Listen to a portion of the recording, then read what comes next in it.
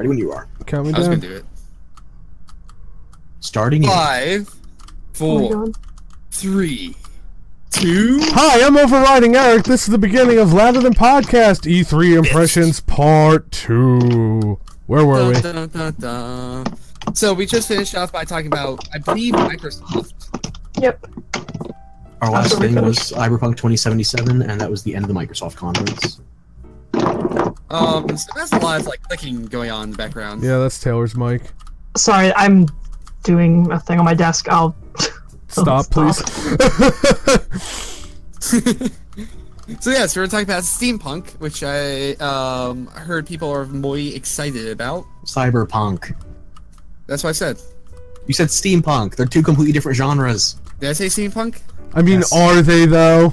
Yeah, but are they? I agree with Chris on this one. Yes. They're the same thing, except one has wires, the other has engines. Yeah. One is lace gold, and brass, and the other is Borg. neon and brain. But it's Yeah, all the that's- same shit. I like both, but let's you know, be honest with Now- ourselves. Now we're just Okay. splitting hairs here. Now that we're done punking everybody on genre guidelines, can we move on to the next conference? Yeah, Maybe. sure.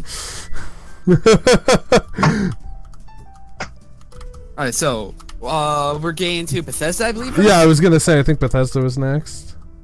Okay, Tara, do you want to kick us off? Or Me? Y'all, you had say notes that? too, unless you want me to lead it. I heard you guys like Doom. Mood Yeah. Eternal. Yeah, not as much as QuakeCon likes it though, because Bethesda's refusing to show anything other than a cinematic trailer. Yeah. Did you guys download Quake Champions? Yeah, I got it. I added it to my library, yeah. Oh, so to start Bethesda, I wrote down something that Chris said in, I think it was just in our line chat. He said they have a lot of balls saying we're keeping players on the edge of their seats and showing the 80th release of Skyrim on Switch. That's really good. Very accurate. I mean, like, they did do this very special edition thing, and that was funny and amazing, but, like, I just found that too funny that as they were saying, like, we like to keep gamers on the edge of their seats, as they were saying that, they were on screen with the Switch version of Skyrim, and I'm Yeah, like... I think towards the end of their conference, they did make a joke, like, I think it was when they were getting ready to, what were they even talking about? They're I don't talking know. about the Break It Early test application for Fallout 76. They said they made some con about, like, no, like, it's not another, like, Skyrim announcement, like, so at least they're aware. Oh, I thought you were talking about how Todd Howard was saying, we've been told occasionally that our games have some technical issues on launch, and we want to be able to address them. It's just like, really, you're underselling the is it a bug or a feature Bethesda meme there. Yeah. But you sure embraced the Skyrim released on everything in the kitchen sink, or should I say the kitchen refrigerator. Not Yeah, gonna lie, I seriously love the bugs in New Vegas, even though that wasn't them. I mean, a lot of people said that, like, a lot of the Bethesda games bugs are not game ruining, and from what I've seen, I'm inclined to agree, but it's still a little weird that They're so immersion many ruining, different- considering they try to sell open, immersive RPG worlds. Yeah, yeah, But no, they're that's- not they're not software breaking, ideally. right. And it Indeed. depends on why you play the games, how much you're gonna notice or care. Yeah, but we'll get into the reasons why we play Bethesda games when we get to the end of their conference. Yeah.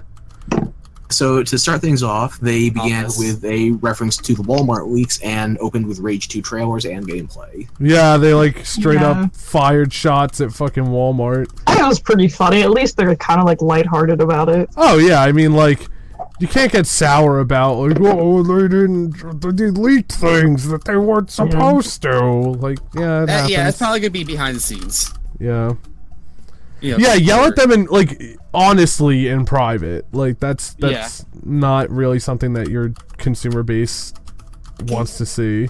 Oh, so, like, I don't remember if it was before, I guess it was after Andrew WK played for the Rage announcement. Oh, you mean for the most boring crowd of all time? Yeah, I feel so bad.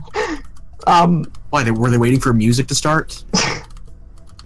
Wait, what What was that a dig at Andrew WK? Yeah, I don't think he's had an original note in his entire discography since 2001. That's all right. You're allowed to be wrong. This is America. Anyway, moving on. That really, really long pause.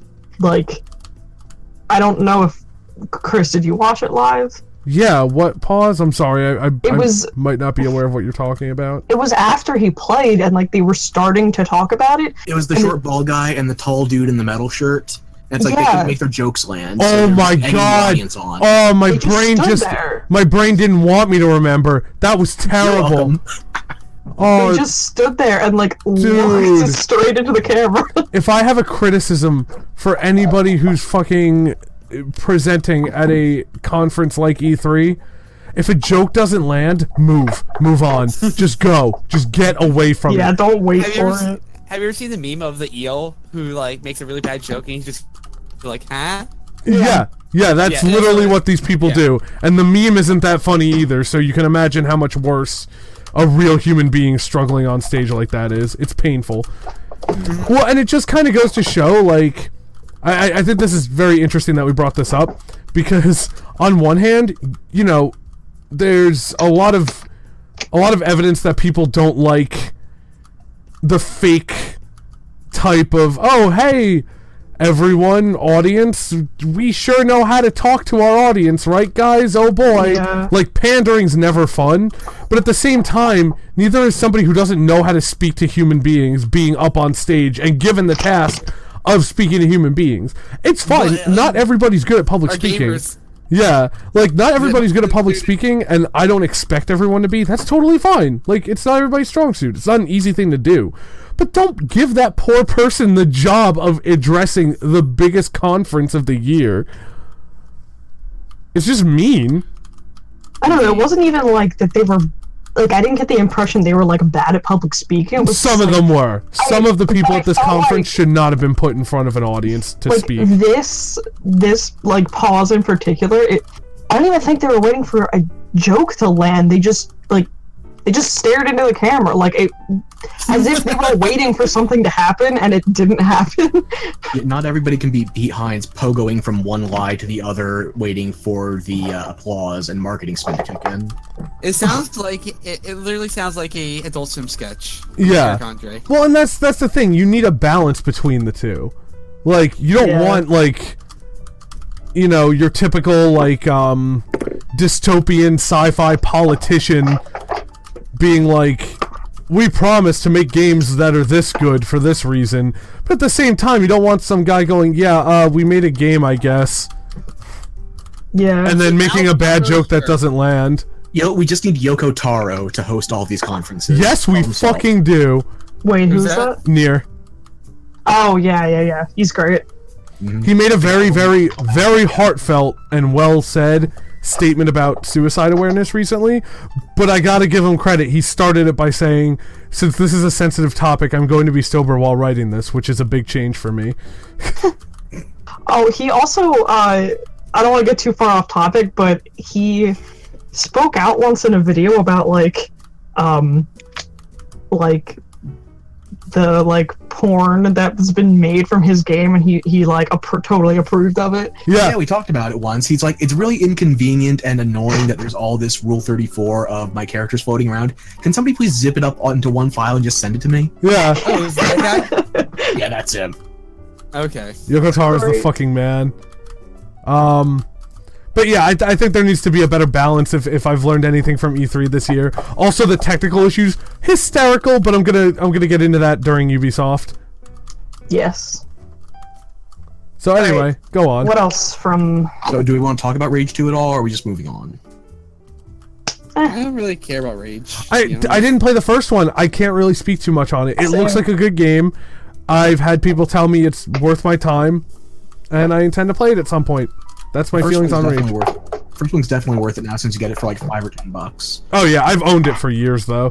That's actually one of my first big purchases on Steam. Was like however many, like 8 years ago or 9-10 years ago, I bought the id Complete pack because Rage was like $25 with all the other stuff when it was still selling for like $45. Yeah, I guess the only thing I can say on this new Rage is that it looks like they're pulling away the focus from equipment and moving towards abilities. Like, I guess a Destiny-like situation. Okay. Where once the drop pod gets called down from space in the gameplay sequence, you get a new slam ability, which actually, on the top of it, reminds me more of Saints Row 4. Really? Where these not tech issues, like these tech gadget type things in place of superpowers. Wait, did you just Freudian slip and say technical issues? Oh, yeah. Whoa. Rip. I'm sorry, it's Bethesda. There's going to be issues. I mean, that's Also, true. I did like in Rage 2 that they actually, in the middle of the gameplay sequence, they had an enemy get distracted by a trailer for the collector's edition. Oh, that's... I did not notice that. That's fantastic. Yeah, it's like an enemy hiding behind a barricade, and there's a TV staticky in there as well, and he looks at the TV, and suddenly it's the animatronic head from the collector's edition, and they flash the price. And apparently that head is also voiced by Andrew WK. Really? Really? Apparently. Fantastic. That is just fantastic. I figured he would have some kind of role other than just music. Yeah. So I guess Who's that? the big thing Rage 2 brings to this sequel is it brings colors and possibly interesting changes to the gameplay. Yeah, I do have to say, I'm not sure how this is going to work out for them, only because the first Rage had kind of like the Doom grittiness in its visuals. Yeah, like it had the right style, the first one, but it had no color palette. It was just 50 Shades of Brown. Right. Now it's kind of...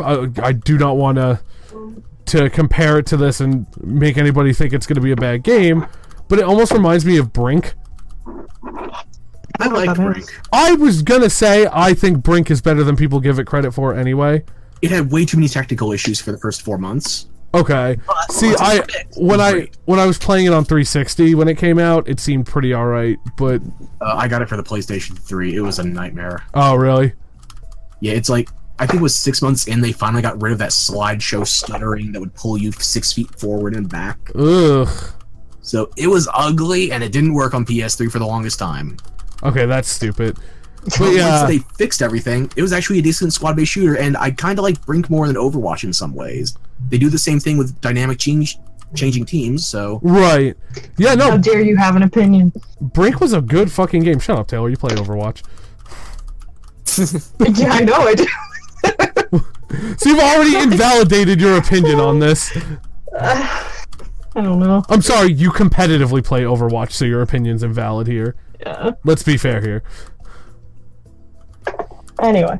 Shots fired. Shots fired. I think that's all we have for Rage. I guess we're moving on to Doom, what little there was of it. Yeah, Yeah. I honestly, I had to tend to something when Doom came up, so unfortunately I missed it. The trailer was cool. It was, I mean... I remember you obviously mentioning that, Tay. It's not... It wasn't gameplay, but, I mean, it still looked pretty cool. Yeah, Yeah. there's 3 things you can take away from the trailer. 1, it's on Earth. 2, Doom guy got rid of his sleeves. And 3, everything else about Doom 2 is at QuakeCon. Yeah. They just said everything else will be announced at QuakeCon. Yeah. And then they talked about that for a while. I'm sorry, that's kind of fucking pointless. Just advertise QuakeCon and say, like, we're not presenting here. Yeah. I know we're not going to Square Enix yet, but does anybody remember when Square Enix announced that they're going to have a trailer at D23? Wait, no. They advertised their advertisement for another conference at a conference. Whoa! 2017 was trippy, dude. Oh, that hurts. Mm. Yo, dog, I heard you like conferences. Yeah. That's like when I go to a convention, I see the ads for other conventions at the convention. Yeah. It's like the same thing. It's bizarre. Oof. So we basically know nothing about Doom other than they're going to show more of it later. Yeah, Yeah. like, I really don't see the point. Like, they showed actual details about Rage. That's fine. Doom, they didn't fucking show anything. What else? Prey was after Doom. I have Or a thing here. almost Doom. Prey they announced a lot of details about, which is good. Quake Champions. That was the thing. Yeah. Nice free game for y'all. This was That something can I be didn't know about Wait Quake until the Champions. 17th for free, but that's like 3 days from now. Mm-hmm. I'm surprised Quake Champions isn't the thing they awesome at Quake Fest. Is what? I'm surprised Quake Champions isn't the game they chose to show off at Quake. Well, because it's Right. already been in beta and like played. People know things about it. Also, this was something I didn't know about I didn't know this about the new Quake until the announcement actually came up. It's only paid for early access. The full launch version is free to play. Oh, Yeah. I did not know that before Say today. again?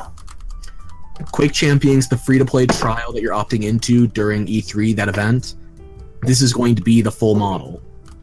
Oh, nice. Whereas you have to pay $30 for early access, which I don't know. I don't get I it. don't know. Yeah, that's very weird. It's like Fortnite, though. I mean, Fortnite still has you pay for that zombie survival mode, but you get the Yeah. battle royale for free. Yeah. Do you really? Yep. Yeah.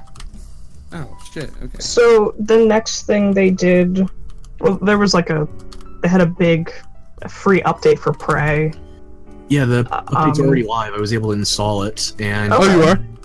Yep, I haven't checked it out. I just installed it. I think it's New Game Plus and Survival were added. But Yeah, the Mooncrasher, the new roguelike mode, that's paid DLC for $20. and one of them has VR. It was not the roguelike one. Neato. Yeah, I think that's the survival mode. I don't own a VR rig though, so I can't try it. Hmm. The next Movie nights? they did Wolfenstein 2 on the Switch, and whoever it was that was out on stage, he said, "Fight Nazis on the go." Yeah. They, I mean, I'm not gonna dive too much into this, but, like, they really doubled down on the whole, like, hey, everybody, we hate Nazis, please recognize that. Yeah, And I'm I'm pretty like, sure at that's- some point they actually said like "fuck Nazis." Yeah, yeah, and it's like, I think they that's said it fine, but, during like, the interview. is your game gonna be any good? Yeah, I mean, did anybody else here play the what's his new one? The New Order of the New Colossus? They would have only changed one word between the sequels. I've Yeah. actually never played one of the new ones. Whatever I hear the new they're one good. was, the new one I prefer. Well, the new series, I guess. Yeah. I prefer the first one over the most recent sequel. Okay. The new one's a lot clunkier in terms of world building, and also the story is much more annoying.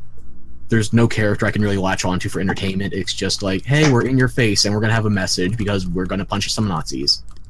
Right, and it's like, that's a fine stance to have, but you also risk alienating fans who really don't give a shit about your politics and just think historical fiction is pretty neato. Yeah, and I was even able to drown out the story just doing the collectibles. It's like, what are they called? Like the alternate history LPs, where it's like German versions of classic pop hits. Right.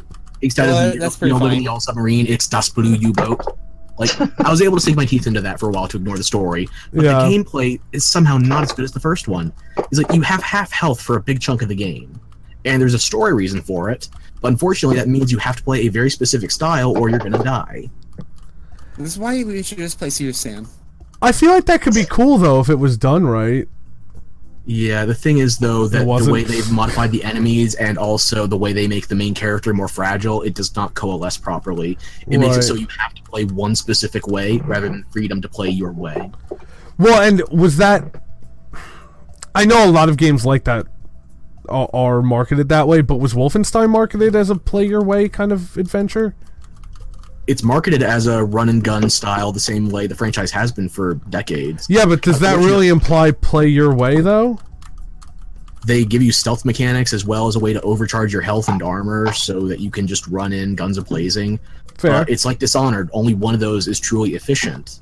It's like... it's Right, functional, right. not It's like good. you're putting something in here for me to explicitly play in a different style, except why would I ever do that? Right. Okay, no, that's fair. And So- then they did the new Wolfenstein game. Yeah, Wolfenstein with co-op. I'm actually looking forward to that one, but I'm hoping they go back to the style of the first one in the new series and not the second one. Right. And if they do it well, even the single player should be good.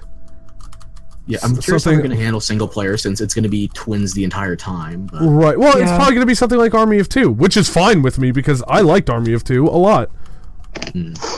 At least the first one. Set I in the didn't play other 80s, ones. so that'll be cool. 80s France? Yes. Yeah. Nazi-occupied 80s France, so we're going to get to hit some Nazis with baguettes. Ooh. If that's not a feature, I'm boycotting. Oh, and then the second new Wolfenstein game that's VR, and you get to play as like a hacker or something. Oh yeah, you get to steal Nazi robots. Yeah, no, that's a good fucking idea for a game. That's a really good fucking idea for a game. Have you tried any of the Bethesda VR stuff? Like, I've demoed it, but I don't own it. No, I haven't, but I'm gonna have to ask a friend of mine because he's always happy to bring his headset over. He has an Oculus.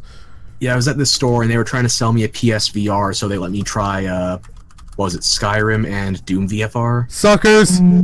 Yeah, so I got my demo in and I didn't buy shit, but, It's like test driving a car you have no intention of buying.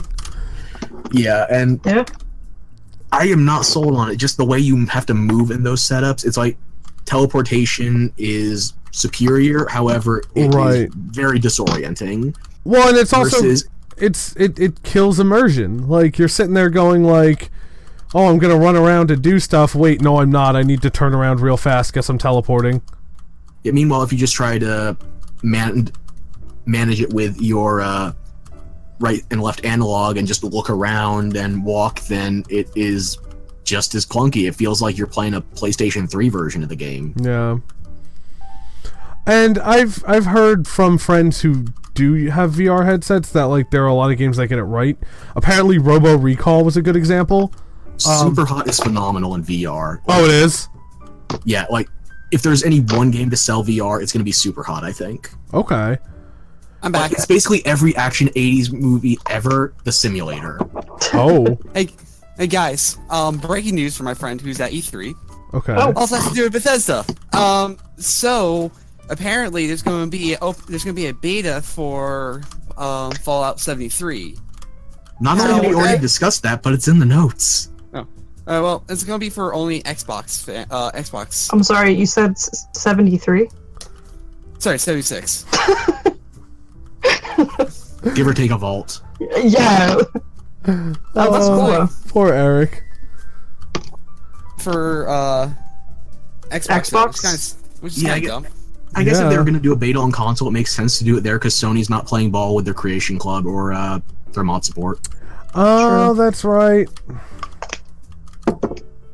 PC's probably going to get a beta same time or approximately same time. Yeah, same as far as consoles ballpark. go, if it's console betas, I would bet on Xbox over PlayStation for this.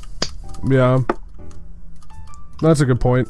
So do you want to just do the Fallout stuff now, or... Yeah, that leads into Fallout pretty nicely.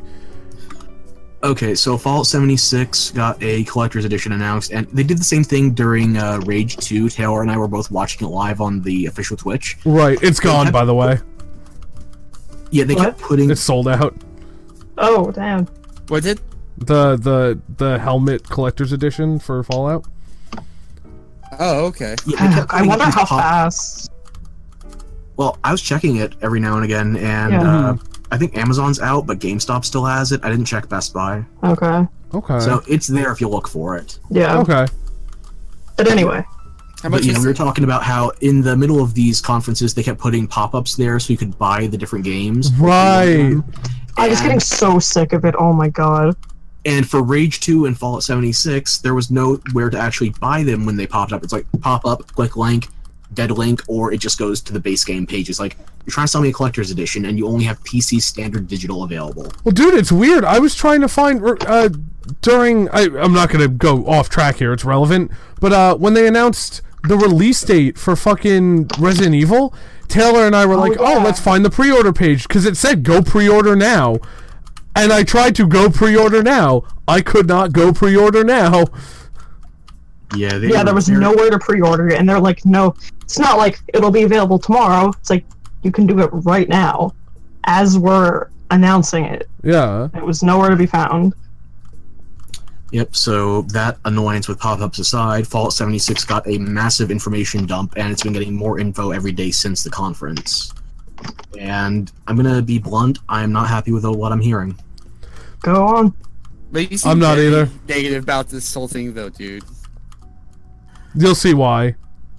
Okay, so first things first, Fallout 76 has been confirmed to be an always online experience. With because they no want to- option for offline. Yeah, they are Okay. talking about the possibility of private rooms later down the line, but it's not going to be at launch. And there's not going to be any mod support at launch either. However, if there is going to be any at all, my money's on the Creation Club. So they're only going to make it so you can mod via their paid microtransaction mods, instead of every Fallout game prior to this to date having a free modding community. Which is, you know, what you kind of come to expect when you're playing a fucking PC game. I will say though, like, I've never actually modded Fallout. Really excited me. Skyrim though, dude. Well, also, but you can't just discount the fact that it is a huge part of the Fallout community. Yeah, it's like people go heavy into the modding even before Bethesda does their official support with Creation Club, not Creation Club, Creation Engine, or Yeah, whatever they called it. the stuff they released that's basically source assets that let people mod how they want. Right. They put that out usually a couple weeks or a couple months after the fact. But here, it's not even going to be possible from what I can tell, because it's an always online game. They're always going to be checking, and they have to bounce around other players. And Mods are inherently bad for balance. yeah, and also Which is understandable, but like... Yeah. And Bethesda trying to handle an always online game is just making me hysterical, because I cannot remember the last Bethesda game I got without technical issues at launch. And they're going to exacerbate that by making it so you have to depend on internet connectivity and their servers in the process. Mm-hmm. Like, I gave them benefit of the doubt with Fallout 4 because that was the least buggy game I'd played from Bethesda in years. For the first 40 hours, I had no game-breaking bugs. Oh, wow. One of the things they stated is that they have, quote, 100% dedicated servers to support the game for years. Right. I mean, Which is, you know, that's cute. But Yeah. is the game going to be worth supporting? yeah. Yeah, so on top of that stuff, we've also learned that there are not going to be any human NPCs in the world. And there's going to be little to no dialogue outside of some pre-scripted robot sequences and possibly the main quest. One of the Really? one of the best discussions I saw was like, oh, well, there's still going to be quests. And then someone was like, but who's going to give you the quests? Yeah. Like, that's the entire point, is that the quests come from NPCs. But don't worry, guys, they showed off their emoji wheel so you can communicate via dancing at each other. Ugh, I saw that, and it just was, it was disgusting. That's so Fortnite. It hurts. Yeah, so... Did what you else? see the dances, by the way, Tay? I think you did. Yeah, I don't remember what they were. They were very Fortnite. Oh, okay, good. Yeah, so... So, skipping over the fact that there's a ton of reused assets from Fallout 4, which makes me feel like Fallout 4 is just a glorified test to make sure the engine would accommodate this system. Oh, wait, what's the fucking game one of my friends always referred to as a tech demo for the release after it? What the fuck was it? We're getting into conspiracy land. Well, not literally, but like... I know. Yeah, you're right. It's very conspiracy theory. It's not that conspiratorial. I mean, it was either Pete Hines or Todd Howard that said that Fallout 76 is in no way based on their proposal for when Fallout 4 was going to have multiplayer in it. Wait, what? It was either Pete Hines or Todd Howard. I can't remember who it was. They were speaking with Jeff Keighley, the Dorito Pope, and they were talking about when this game was being proposed and initially produced, that it was actually based off of their design layouts for Fallout 4, which was going to have a multiplayer component. Oh. So instead of having a multiplayer component in a traditional Fallout game, they're doing a Yeah. dedicated multiplayer Fallout. Thinking emoji. Tell me about it. So yeah, aside from that, the thing that's bothering me is that this game is going to have absolutely zero narrative value whatsoever to the overarching world, because not only Which is shows there a no huge, like, disconnect from what they understand about their fan base. Yeah, Yeah. it's like they are setting this as the earliest game in the Fallout franchise, only 25 years after the bombs drop. And That's there's huge for lore. Yeah, and they're also setting it in an area that was not directly bombed, so it's an area purely impacted by the titular Fallout. So you get to see a different strain of radioactive mutation compared to every other game prior to this. Except there's going to be no ghouls, there's going to be no anything. They did say that there was going to be a band of fire-scorched ghouls. I don't remember the faction name, but it was going to be a basic humanoid-type enemy, but there's no, like, diplomatic means of resolving your issues with them, so there's no point in having a speech skill. There's no way of trading with them as NPCs. It's just a hostile faction that looks like a human outline. I hate it.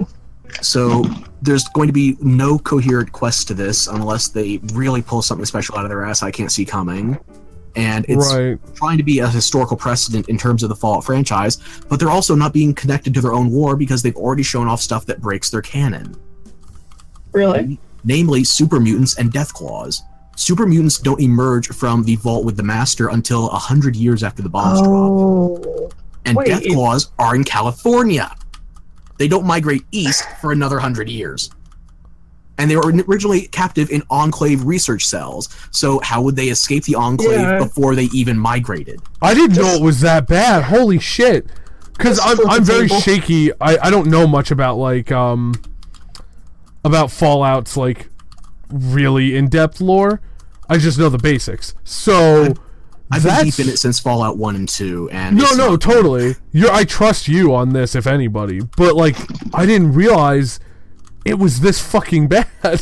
Yeah, it's like, if they want to have a human faction in there, use the Enclave. They are based off of a derelict oil rig operating as the last remnants of the United States. They are based there. They do not exclusively operate there. There are Enclave research sites on the states. Right. But you could justify somebody being in West Virginia perhaps as one of the non-bombed sites, at least until a multiplayer faction decides to seize one of the nukes with their launch codes to farm rare materials. Which, I mean, just you saying that kind of should call to mind how this is going to get shaky real quick as a lore-heavy game. Yeah, if you're into Fallout for anything regarding story, world building, character exploration, this is not going to be the game for you. It's going to be terrible for that.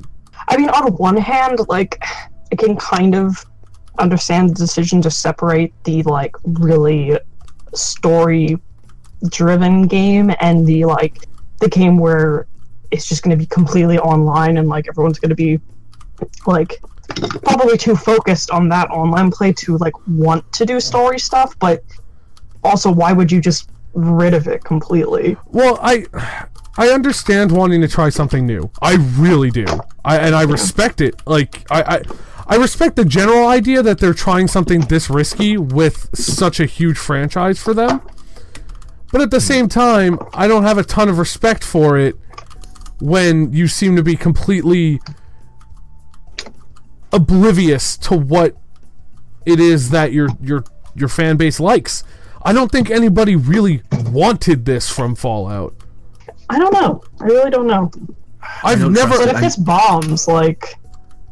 That's not good. Right, and I don't know... This is their biggest franchise. I know a lot of hardcore Fallout fans, and my friends who like games, from my experience, are very, like, upfront about, oh, you know, I would love to see something like this from this series. They brainstorm, and I don't think I've ever heard a Fallout fan I know say, like, oh, it'd be cool if we got, like, an MMO version. I don't think anybody wants that. You know, I'm actually going to play devil's advocate here because for the last, I want to say, 9-10 years, people have been working on online mods for these games. Okay, like, that's fair. Fallout New Vegas and Elder Scrolls V Skyrim do actually have online mods in progress. I don't think they're going to be launching anytime within the next 12 months. So Bethesda's probably got a year head lead on them. But... Right. People have been trying to make this work. The thing is, Bethesda's known about people trying to make it work, which is why they shut down Skyrim Play Together on Steam. Right. So Bethesda knows about this demand, and they don't want competition in the form of people just adding it to their other games at no additional expense. They want to make sure they get in on it. It's kind of like the classic World of Warcraft server thing. Yeah. How, like, it's something that people really wanted, people went out and did it, it got shut down, and now Blizzard's taking it into their own hands and doing the same thing. Here's the key difference, though. The WoW vanilla servers had to be hosted on a separate service, and there was also the matter of them... Oh, how do I phrase it? The key difference is that the WoW servers were effectively taking in resources, like they were asking for crowdfunding at a point, I think. So The Skyrim Together mod, however, it doesn't require a separate service, it doesn't require a separate launcher, and nobody's taking payment for this. Okay, gotcha. In so much as I know, I mean, I haven't checked on the mod in a couple months. Wow. Right. Were they using any of the loopholes? Like, hey, if you like what we do, just throw us a donation. You're No, not I mean, actually. No, I mean, at this point, after they lost their Steam support, they're basically looking at doing this as peer-to-peer hosting. So there is nothing outside of the original game client and the mod. Right. I'm surprised that, like, companies are so naive at this point, because there is so much proof that a company gets way more love and support when they don't shit on their community. But I don't know. That's a topic for another day. But I think Bethesda's inherently distrusting of their community right now. It's like they said solo play is entirely viable during the conference, but once you get to the interviews, which people aren't going to watch because they're just going to do the big stage shows, they actually say single player offline is not possible. It's not possible at launch, and it may be possible never. Yeah. But they said you can. They said solo play, not single player. Yeah. Oh. You will have to accept being in an online server. Yeah. Whether or not you find a way to do that by yourself, no one has found out yet. And also, one of the key elements to the single player experience in a game like this would be avoiding interaction with other players. And the thing is that he was very wishy-washy about the possibility of griefing and PvP. Right. Just like, well, we're going to try and balance around it, but the thing maybe is, they'll have zones that are, like, restricted to no PvP. I don't know. Yeah. But the bottom line is now you have to design a Fallout game like a fucking World of Warcraft game or Final Fantasy XIV. You know, and yeah, people like Square have done things like, oh look, look at the two biggest MMOs arguably right now, Final Fantasy XIV and World of Warcraft.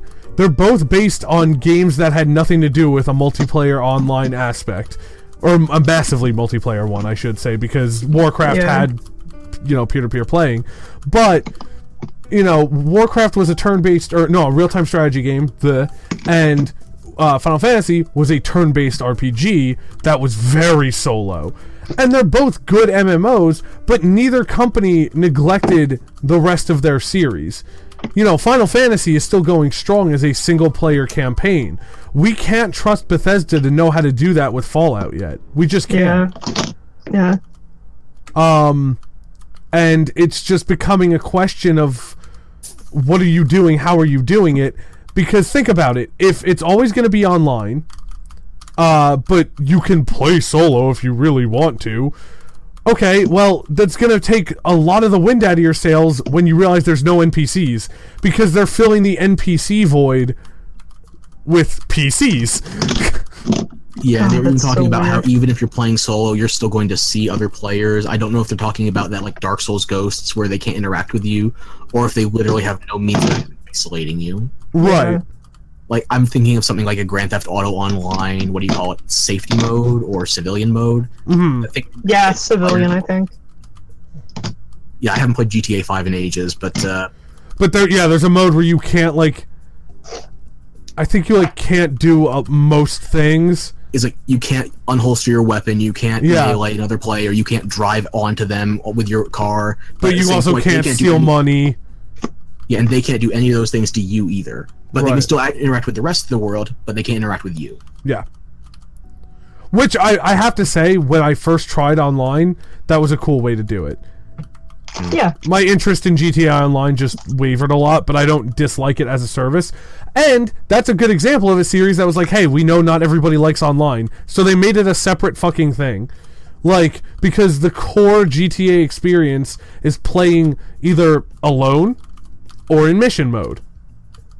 Yeah, but all their post-launch DLC ended up going to the online. They canceled single-player content for it, so they're not blameless. Well, but their blame is definitely lessened, in my opinion. Because think about it. They made, by all accounts that I heard, and from what I played a great deal of hours of the single-player campaign, even if I didn't finish it. It was a great fucking game. I don't really give a shit if they did DLC or not. They gave me a good fucking game experience in a great package that was worth AAA money. And they kept adding to the multiplayer aspect. It's not a big fucking deal. That's fair. I don't know. I guess I just wish there was more of it then. No. That's a good thing. That means you respected the game enough to want more. And I don't think that's a bad thing, but I think you have to realize the difference between it being their fault and it just being a byproduct of the game being so good you want more. Yep. But I respect that. I respect that a lot. It's a valid opinion. But, with Bethesda here, we have the worry that, you're making a game that's misguided. Yeah, there's mods for Bethesda games to be online, but is that because people wanted an online Bethesda game, or is it because they loved the single player game as it was and then said, okay, now that that's here, let's make this online for shits and giggles? Yeah, I'm already skeptical of the way they take their role-playing games. Like, when did Oblivion come out? Early 2000s, yeah. Oh, not early, but mid 2000s. 10 plus years ago when Oblivion came out. Right. Like, I was already starting to worry about that, and to be fair, I was naive at the time. I should have seen it from Morrowind, but Morrowind was my first Bethesda, so I was blissfully unaware. No, that's valid. It was a lot of people's first anyway. But I went back to Daggerfall a ways after that, and I realized just how much more stuff there was in Daggerfall and ways to play compared to Morrowind. I mean, a lot of the modern complaints about Bethesda's Elder Scrolls games that I hear is that it's so much walking. Hello, Taylor's keyboard. Sorry. Daggerfall had an even larger continent, but the thing was you never walked anywhere. You'd have to use the map, and it would have, travel progress meter over days, weeks, or even months. Right. It was such a massive game by comparison. Right. And you could have a horse-drawn carriage, you could have a house, you could have a ship, you had all these different transformations, all these, interactions with NPCs. The tone of your inquiry mattered when you were addressing subjects with them, just trying to ferret out information. Right. There's so much about Daggerfall that if I knew that going in, I would have been hugely annoyed with Morrowind. And that's valid. I don't think the games are bad. I was just talking to a friend about this last night. I'm not a big Bethesda fan, especially the Elder Scrolls. I'm not really a huge Elder Scrolls guy. But, a few years back, Taylor remembers, I started Oblivion. I was like, I kind of get it. Right? I was like, oh, I was like, I get why people enjoy this, but I don't see why people are so obsessed with it. But I get why it's fun. And then after, 10 or 15 hours, I didn't get bored necessarily, but I just didn't pick it back up. Yeah, I think this may be a weird comparison, but bear with me a moment. No, go ahead. I think that what's happening with Fallout moving into, from the single-player RPGs into 76 is actually kind of what happened when Bethesda bought them in the first place, and you went from stuff like Fallout 1 and 2 into Fallout 3. Mm-hmm. And you think this is another big series coming of age change? You would expect a change this drastic to come with another studio acquisition, right? But in this case, it just seems to be still from Bethesda. Yeah. I don't think that's a bad way to put it. It's when acquisitions and changes of house happen. It's almost like you could call it a not a blank slate necessarily, but definitely new era kind of situation. And I see what you're saying, where this feels like it could be one of those new era type changes, except it didn't come with an acquisition change. Yeah, and while there was still an argument for Fallout 1 and 2 going to the same audience as Fallout 3, I feel like Fallout 76 is trying to cater to an entirely new audience, and that's what's got people worried. It's like the Fortnite and the Rust crowd. And it's funny because this ties in very nicely to that video you sent me about fans of the franchise and fans of the brand. I watched that, and this is kind of what's happening, is that Bethesda's appealing to market trends and not what their fans actually like about their series.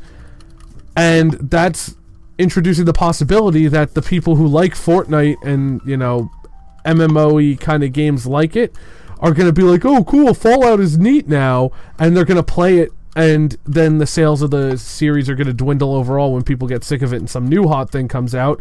But then they don't have anybody to fall back on when they go back to the Fallout fans and say, hey guys, remember us? Remember all the good times we had? They're going to be like, yeah, we fucking remember. It's more worrying than anything else. I'm hoping it's a good game, but it's definitely not a kind of game I want to play. Yeah.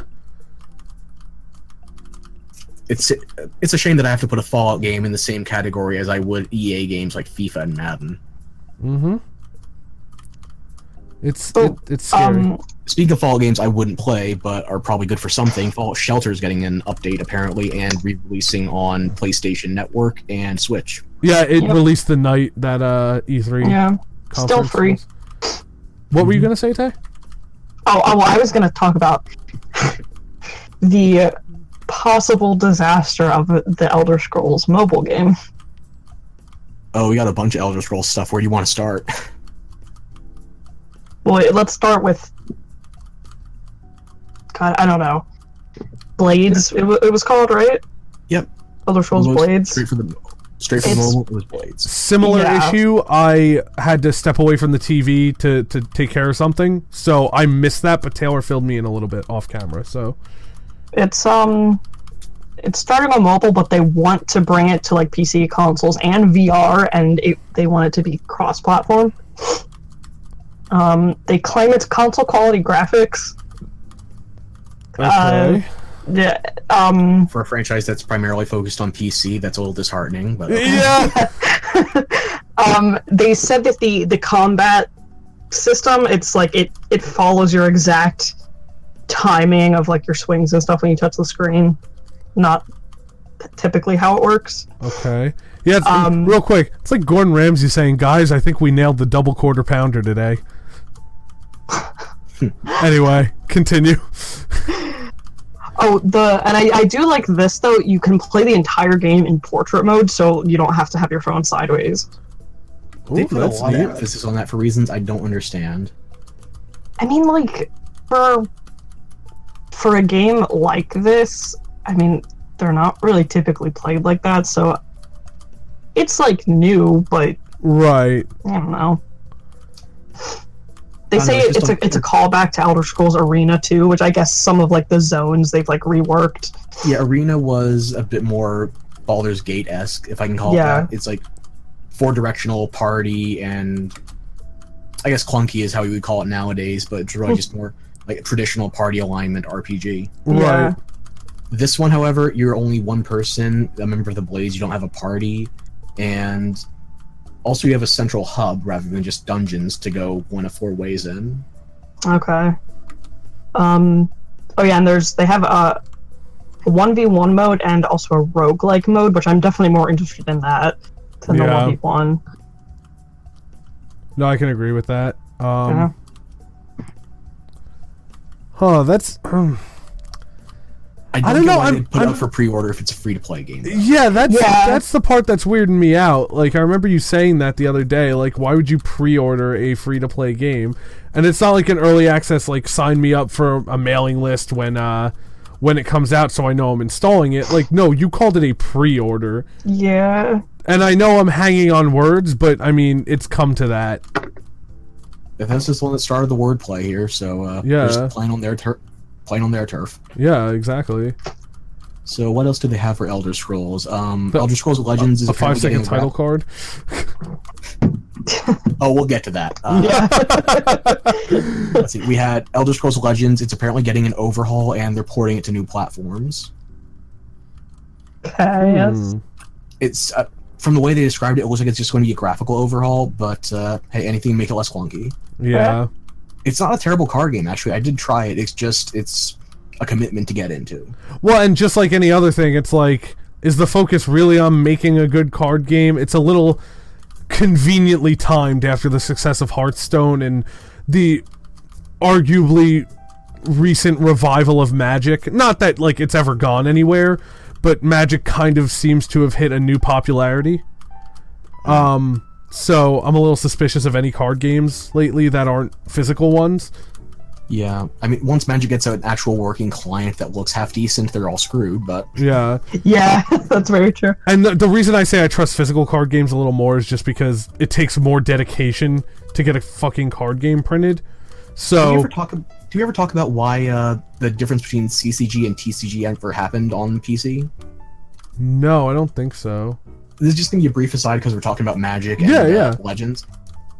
Wizards of the Coast trademarked trading card games for digital platforms. So players could not trade cards on computer games. Which developers ended up making collectible card games. So they just got rid of the trading feature, and they made the same thing. Well, shit. But yeah, I feel like making a digital card game takes like almost no effort. I mean, you still have to come up with rules and designs and stuff, but like you can gamble on that. It's just like, oh hey, let's take notes from like other big card games. We'll make our own versions of the cards based on our own properties, and you know, we'll sell microtransactions. It's a little suspicious to me. Mm. Yeah, I just wanted to throw in the fact that Wizards of the Coast is the reason you can't trade cards in these kind of games. So. Wow, shocker. Gee, thanks, guys. What else? Was there anything else, or do you want to move on to the other Elder Scrolls? Let's move on. Oh, and also... There's also Elder Scrolls on... you first? I was just going to mention, I think something in my list got out of order, but they did some Starfield teasing. Yeah, I have that at the end of my list. Okay, yeah. But again, that was so minimal that like I almost don't care to talk about it. It's a game in space. Standing ovation for a fucking title card. Yeah, it's a game set in space that they may or may not finish at some point. And people have That's already all we known know. for 6+ months. Reddit had more info than the Bethesda conference. And I want to get to that at the end of our E3 discussion in general, but go on. So after Legends, we had Elder Scrolls Online. It's getting another DLC, I think Somerset Isles. Yeah. I haven't tried anything other than the base game. I don't know the expansions on this one, but the base game is not enough to sell me on it. Fingers crossed it's worthwhile, but it looks like it's going to take place in the Altmer homeland. Mm-hmm. And beyond that, I know nothing else. It's just more ESO. Okay. So, not much to say there, I guess, if none of us know anything about it. Because I don't play ESO. And the last thing other than ES6 that I have is Very Special Edition. Which is probably the coolest thing they did all fucking conference. Yeah. They made Zork. But with your voice. Tried it. And, like, the voice recognition's not terrible, and I wish it had more options, but for what it is, it's not terrible. Really? What kind of commands can you use? It lets you use weapon, cast spell, use shout, and flee in a combat situation. But you can also check things like health, and I haven't got to a point where I needed a potion yet, but apparently there's a consistent inventory system where it's like potions and food items. That's because remember in the trailer, Tay, he was like, I eat all the cheese. Oh, yeah. Like, remember what the doctor said? Okay, I eat all the cheese. Oh, man. Yeah, I mean, the combat's pretty average for what you'd expect from a Zork-style text adventure. Yeah. I wonder how long it is. I only got through, like, 2 quests on it, but it seems like there's a decent bit there. I cannot fucking wait to find speedrunners. Oh my god. They throw in little bits here and there where it's like, we're going to remind you about the older games, where it's like, digs at the different crafting elements. It's like, you were repaid with an alchemy ingredient, an imp stool. However, this is not a mushroom, but a dropping of an imp. Oh! And then they had digs at their own things like menus and crashing. Wow. That's funny. See, it's so funny to me how much they're self-aware and then how many stupid mistakes they make. It's like, they're this self-aware, but they can't hire a QA team. Yeah. So yeah, it's actually not a terrible text adventure. I mean, if you have an Alexa or a Dot or whatever it's called, then I say give it a try. It's free. There's no way to even purchase anything in it. It'll just recommend you other games. That's it. I want to emphasize that you're highly praising another release of Skyrim more than anything else at this Bethesda conference. Oh, dude. This is the nicest you've been about their conference. Yeah, I mean, the conference after Bethesda actually has the only thing in the entire show that actually made me want to buy something, so you'll see how low the bar is for me actually being pleasantly surprised. Fair. Oh my. Okay, so Skyrim on fridge memes aside, that just leaves us with the... Oh, I have a real quick question because, like I said, I'm not really a big Elder Scrolls guy. When, at the end of the skit, when the fridge, like, shoots out ice, is that like an ice spell? I have not encountered a frost spell in the game yet. So. Okay, because I didn't know if it was just a joke about like the fridge shooting ice out, or if the shout he used was related to ice. I feel like that was just him trying to use buttons on the fridge like a controller and, I don't know, weird mapping something. Right, okay. Because it seemed like he did a shout of some sort that also made it fucking rain ice cubes. No, there's only one shout in the game from what I've seen so far, and I've only gotten 2, maybe 3 spells. Okay. Flames, Sparks, and Raise Zombie, and the only shout is Fusroda. Okay. So anyway, moving on. Too. It's like you can't customize the weapons, it's just like, if you find a new weapon, you auto-equip it, and it's automatically an upgrade. That's actually a really smart design decision for something that bare bones control-wise. Yeah, I mean, the thing that I would like that it doesn't have is, like, a check inventory button, like, to check potions, food, but also to check what I have equipped. Like, I have no idea what my armor is, if I even have any. Right. But again, you can't complain too much. I mean, they actually made a competent text adventure with some new Amazon tech for free. Yeah. And there's not even a way to pay for shit in it, so... Yeah. So go on. That just leaves us with Starfield and Elder Scrolls 6, and I believe we have just as much to say on both of them at the same time, so... Yep. All we have is title cards, and people are irrationally happy about them, even though we knew these were in the works already. Well, Chris, do me a favor. Hmm? What you just said and this part of the topic, put a pin in that, okay? Okay. But we'll move on. I think that's all that needs to be said for now, because I think we have a bigger discussion on this later. You'll see why. Mm-hmm. So if that's all we have for Bethesda, we can move on to my favorite conference of the entire show. Devolver Digital. Hell yeah! And I am not saying that ironically whatsoever, this was the only conference that made me actually want to buy something at a trade show. It's the Uncola. Yeah, so my notes are very short and simple for this one, so Taylor, if you want to take it away, interrupt whenever. But for anybody who didn't see Devolver this year or last time, I described them like this: cocaine and B-roll and shitposting with a budget. Goddamn right. Yeah, it was pretty much... Where are my... Did my notes disappear? I don't know, did they? Where are they? Okay, well, I can't find the file, but...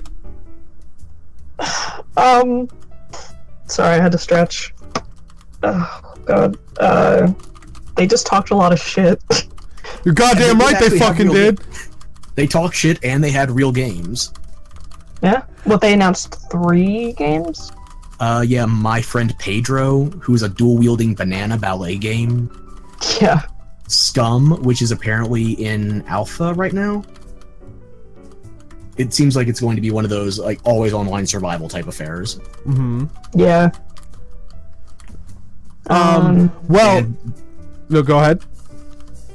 Beyond that, they also had a real... how do you even... I'll call it a souvenir. A real souvenir of their conference, the loot box coin, where they took the piss out of loot boxes and cryptocurrencies at once. Mm-hmm. And for anybody who didn't get this, because it took us a minute too, loot box coin was a physical, which most people probably saw this, it's a physical coin you can buy from them as like a, quote, digital currency, which is already funny that it's a physical product, but also the price was fluctuating. Yeah, it's like the lowest I saw was 100 and the highest I saw was 250. It got up to 250. I only saw 130. Yeah, and they said it would fluctuate every hour, but they said it's unpredictable. So on top of that, it was fluctuating like every 10 minutes. Oh my god. It's incredible. The market wants what it wants, my guys. Yeah. It was a thing of beauty. It was. Now, also, you guys missed a couple things, which I think is a good thing because it shows that they were being neat and subtle. Now, first of all, I don't know if this was rumored or if Austin just wanted, because, you know, Austin, Last Grey Wolf is like a big Enter the Gungeon fan. He's very good at it. He said, "Give me Gungeon, where's Gungeon?"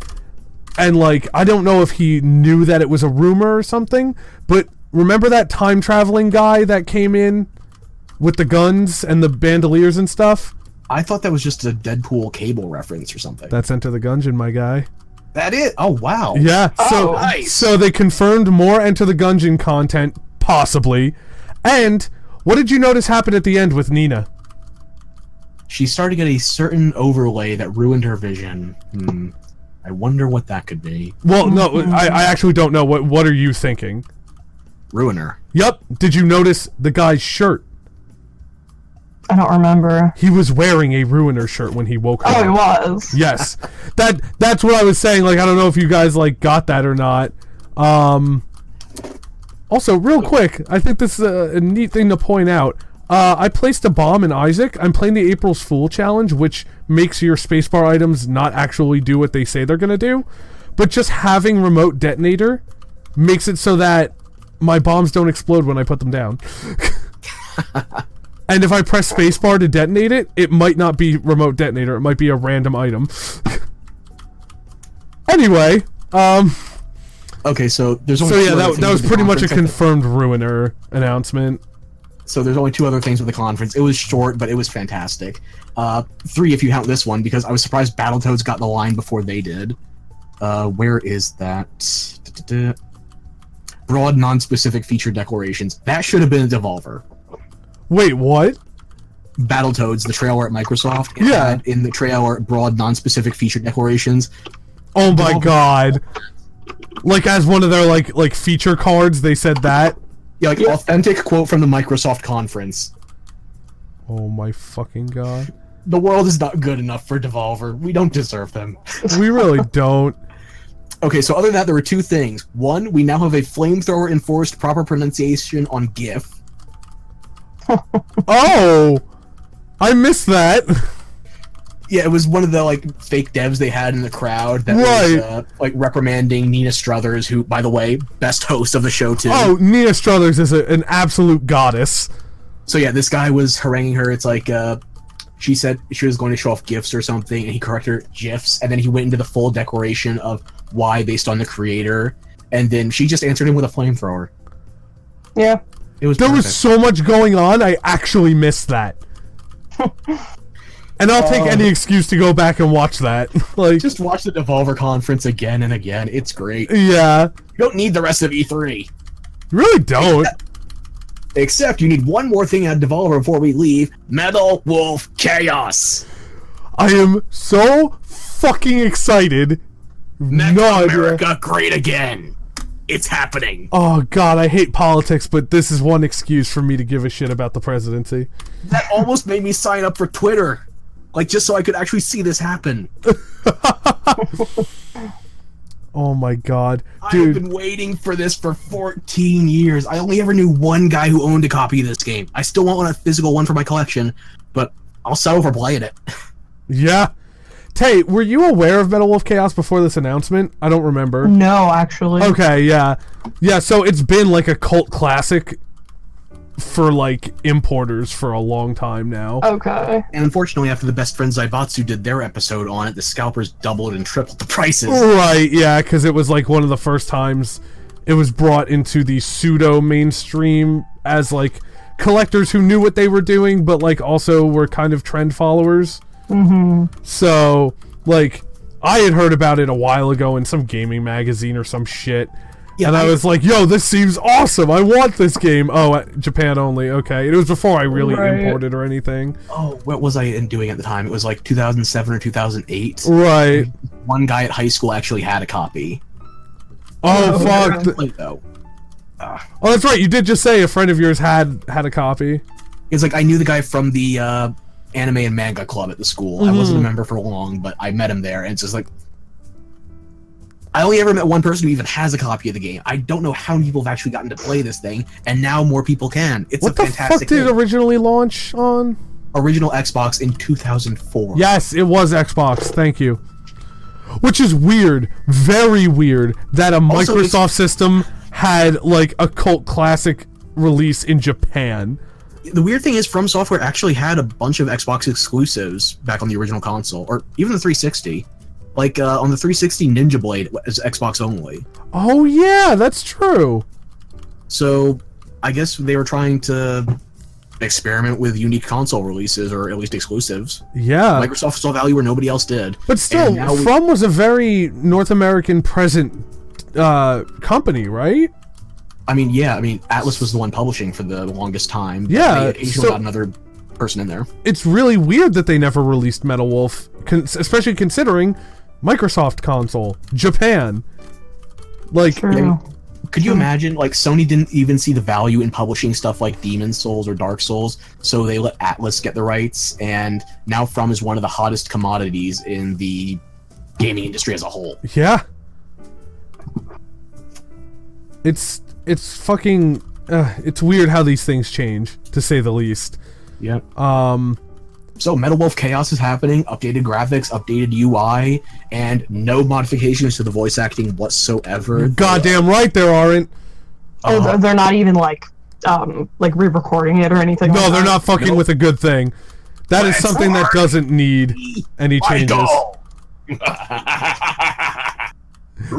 Richard! Taylor, I need to show you some fucking videos after this. Yeah. Oh my I god. need this in my life. So did a lot of people, and that's why they're fucking doing this. It only took 14 years. And you know what? It was worth every year. Holy fuck, 14 years. The same year as The Incredibles. 14 years waiting. That's how I feel about. Hey, wait, we lost Eric. I figured he's been here just quiet. No, He he's was not in the section either. like he was here and quiet for a very long time. I was kind of checking, but he's actually gone now. I'll go bother him. You guys start talking about Square Enix. Okay. Also, I was just gonna say that it was worth every year is exactly how I feel about Resident Evil. Yes! Hell yes. Oh, and by the way, we'll like talk about it when we finally get to that, but their Facebook put up photos of the E3 like booth they have. Mhm. Oh my god, they have like a beat up bloody cop car. They have like the reception desk. Oh fuck, so you're saying like they really went all out. Yeah, and there's like a bulletin board with sticky notes like pinned to it, and one of them says like, "Where's my first aid spray?" written by Rebecca. Oh my god. There's a Wesker's checklist. It's like buy new sunglasses, go to the barber, call Birkin, develop Rebecca's photographs. No! Yeah, Oh, it's beautiful. oh my god, it's great. Anyway, So Square Enix. yeah, why don't you start with like order? Oh, I'll just Okay, say. Eric messages everywhere. We'll see if he comes back. Oh yeah, The, so Chris, like Taylor said, we'll get to this like when we actually talk about it. But apparently Capcom went all out on their Resident Evil 2 booth on the show floor.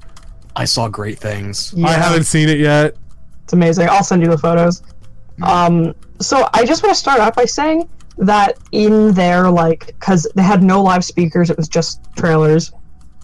They pronounced it Square Enix. Blame Canada. Yeah. So, it only lasted about 25 minutes, which was incredibly short compared to like the Xbox and Bethesda ones lasted at least like 90 minutes. Yeah, I think Square Enix actually had one of the two shortest shows. Yeah. Yeah. And that's if you count Devolver. Good point. Holy shit. So they started with Shadow of the Tomb Raider. It's based around like a Mayan apocalypse, and one of like you have to like camouflage yourself like with things from the forest. You're basically like have to jump around like a monkey. Lara Croft is turning into the Predator with the like mud paints and everything. Yeah. That could be cool. I don't know. Chris, was it you who was telling me about like all the gritty details about how they fucked up Lara Croft for the reboot? Yeah, I'm not sold on the reboot. Because remember I said the idea of a prequel isn't what bothered me. What bothered me is that you told me they like pretty much retconned her and made her not like the character that she's supposed to be. Yeah, it's like we're never going to get the glitzy, glamorous action star off of something like... You're never going to see an Angelina Jolie-inspired movie coming out of this franchise now. Right. Yeah. It's kind of disappointing because like I mean, it's a trope to have like the like the sexy girl and like the crop top and the shorts, but like. But she was an awesome character. She was intelligent. She was really, really brave. Like she was like, oh, fucking wolves and bears. I have pistols. Who the fuck cares? Like her sexiness was just a byproduct of like. Fuck it. We like this physical design, and it doesn't. The developer accidentally setting a statistic to 300% when they were rendering the model. Right. And, she was attractive, but that wasn't the point of her character. She was successful. For God's sake, in the training mode, she's just like, for Tomb Raider 1, I think, she's just like, oh, hey, didn't see you there. Come into my mansion and let's, teach you the controls. By the way, don't worry, I'm just moving some stuff around. There's boxes everywhere. Sorry, my mansion gets a little crowded. Like, that's awesome. She's the shit.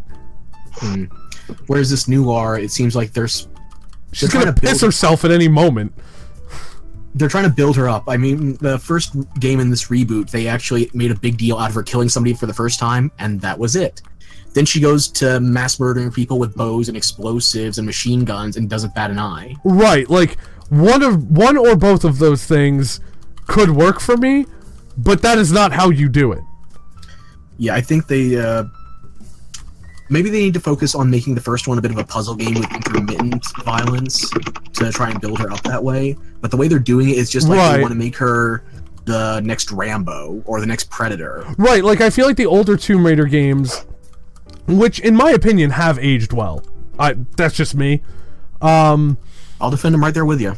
The combat was pretty fun, but it wasn't the huge focus. You were exploring these awesome ruins and caves and things like that. And when something came at you, you pulled out a gun and you fucking dueled with it. You jumped around the map. It was fun. It was action-y. It wasn't survival-y. And I think that was part of what sold Tomb Raider so well, is that it wasn't trying to sell itself as like this big like survival title. It's like, no, Lara knows how to fucking survive. So you're just there for the fucking journey with her. Yeah, also, I don't buy the new Lara as an archaeologist. I buy her as basically Nathan Drake with tits. I mean, she's there to pillage in between surviving these violent scuffles. Yes, exactly. Yeah. That's my problem with it, too. Good way to put it. Yeah, that's very well said. And I'm not, like, the biggest lore master of Tomb Raider, but I've seen gameplay from every single one of them, and I've played a good deal of them myself, and it's just not the way that the series went. Yeah. And I'm not saying don't change anything, but like it just feels like it doesn't work for me. It's like they're telling a prequel story about a character, but you don't see how that becomes the eventual character. Yeah. You're telling me stories about two different women here, and I guess if they keep this franchise going, it's going to just be a full-on reboot, not a prequel series. Yeah. Which, hey, at least that to me means they're not pretending. Fingers crossed. Right. Yeah. They're just not games for me, to be honest with you. So honestly, I'm not seeing much, if anything, new with this Shadow of the Tomb Raider trailer, but I don't know, is there anything else about it? Not that I know of. They just... No. September 2018. Yeah, more survival bullshit. The only other thing I can pick out is that they're definitely going on the supernatural stuff now. Whereas in other games, it could be like demystified as some rare chemical or some hallucination. This is straight up Mayan apocalypse with an eclipse. Right. Yeah. So there's definitely magic in Tomb Raider. No running around that now. Which is another potential issue because it was always a very, I'm all for magic and mysticism, obviously, but when it has its place, like Tomb Raider was always like, oh look, she's found these old ruins where like advanced but early civilizations built like traps and pulley systems for doors, and you have to figure all this out as one woman when the whole place is pretty much fucking abandoned. That's cool. Like, I don't know. It keeps happening with these games that have quote-unquote archaeologists going on for too many sequels where they eventually introduce the fantastical elements. Yeah, and it's like, just stop pretending. I guess so. So, another Tomb Raider game, then. Are we moving on to Final Fantasy? Yes, please. Yes, so this Final Fantasy patch, it's patch 4.3 called Under the Moonlight. I spoke to a friend about it, because I was kind of giving him live updates for this while he was at work, and he's like, oh, that It's been out for over a week. It's not new. And they completely, like... I had no reason to think that this wasn't a brand new announcement by the way they displayed it. Now, again, I want to pseudo put a pin in this, but I don't want to just not talk about it at all. That's very odd that it's not even like something that, like, oh, we're announcing this, it hasn't been made yet, but we already announced it somewhere else. No, it's been made and released. Like, when does it become an ad? Like, this isn't like info, you're just advertising. Mm-hmm. It's really weird. That's very also, weird. for Final Fantasy XIV, we have a cross-promotion event going on with Monster Hunter World. Yes, we do. It's this weird thing with the scale of it, too. It's like, they also revealed the Monster Hunter part of it, as well as the Final Fantasy sense. But, okay. It's like you have to get a whole group together to take down a Rathalos in Final Fantasy XIV. It's like, that is not a... It's a big deal if it's your first-time player or you're low level, but having to get a whole crew together, like more than 4 people, that's overkill. But then they're also doing the new monster for Monster Hunter as well. It's a behemoth from Final Fantasy. Right. I think that's pretty cool. It's just a simple standard behemoth as far as I know. It hasn't released yet. But it seems like they're really trying to bump up the power of the monsters that are crossing over into the other worlds. Right. I don't know. I think it can be a cool idea. I think if they do it right, it's a neat crossover. People I know are pretty excited for it. I mean, I'm not opposed to it. It just seems bizarre, is how I put it. Oh, I don't disagree. Thing in Monster Hunter World's already had like 3 or 4 different game crossovers so far. Yeah. Like Horizon, Mega Man, Devil May Cry, Street Fighter.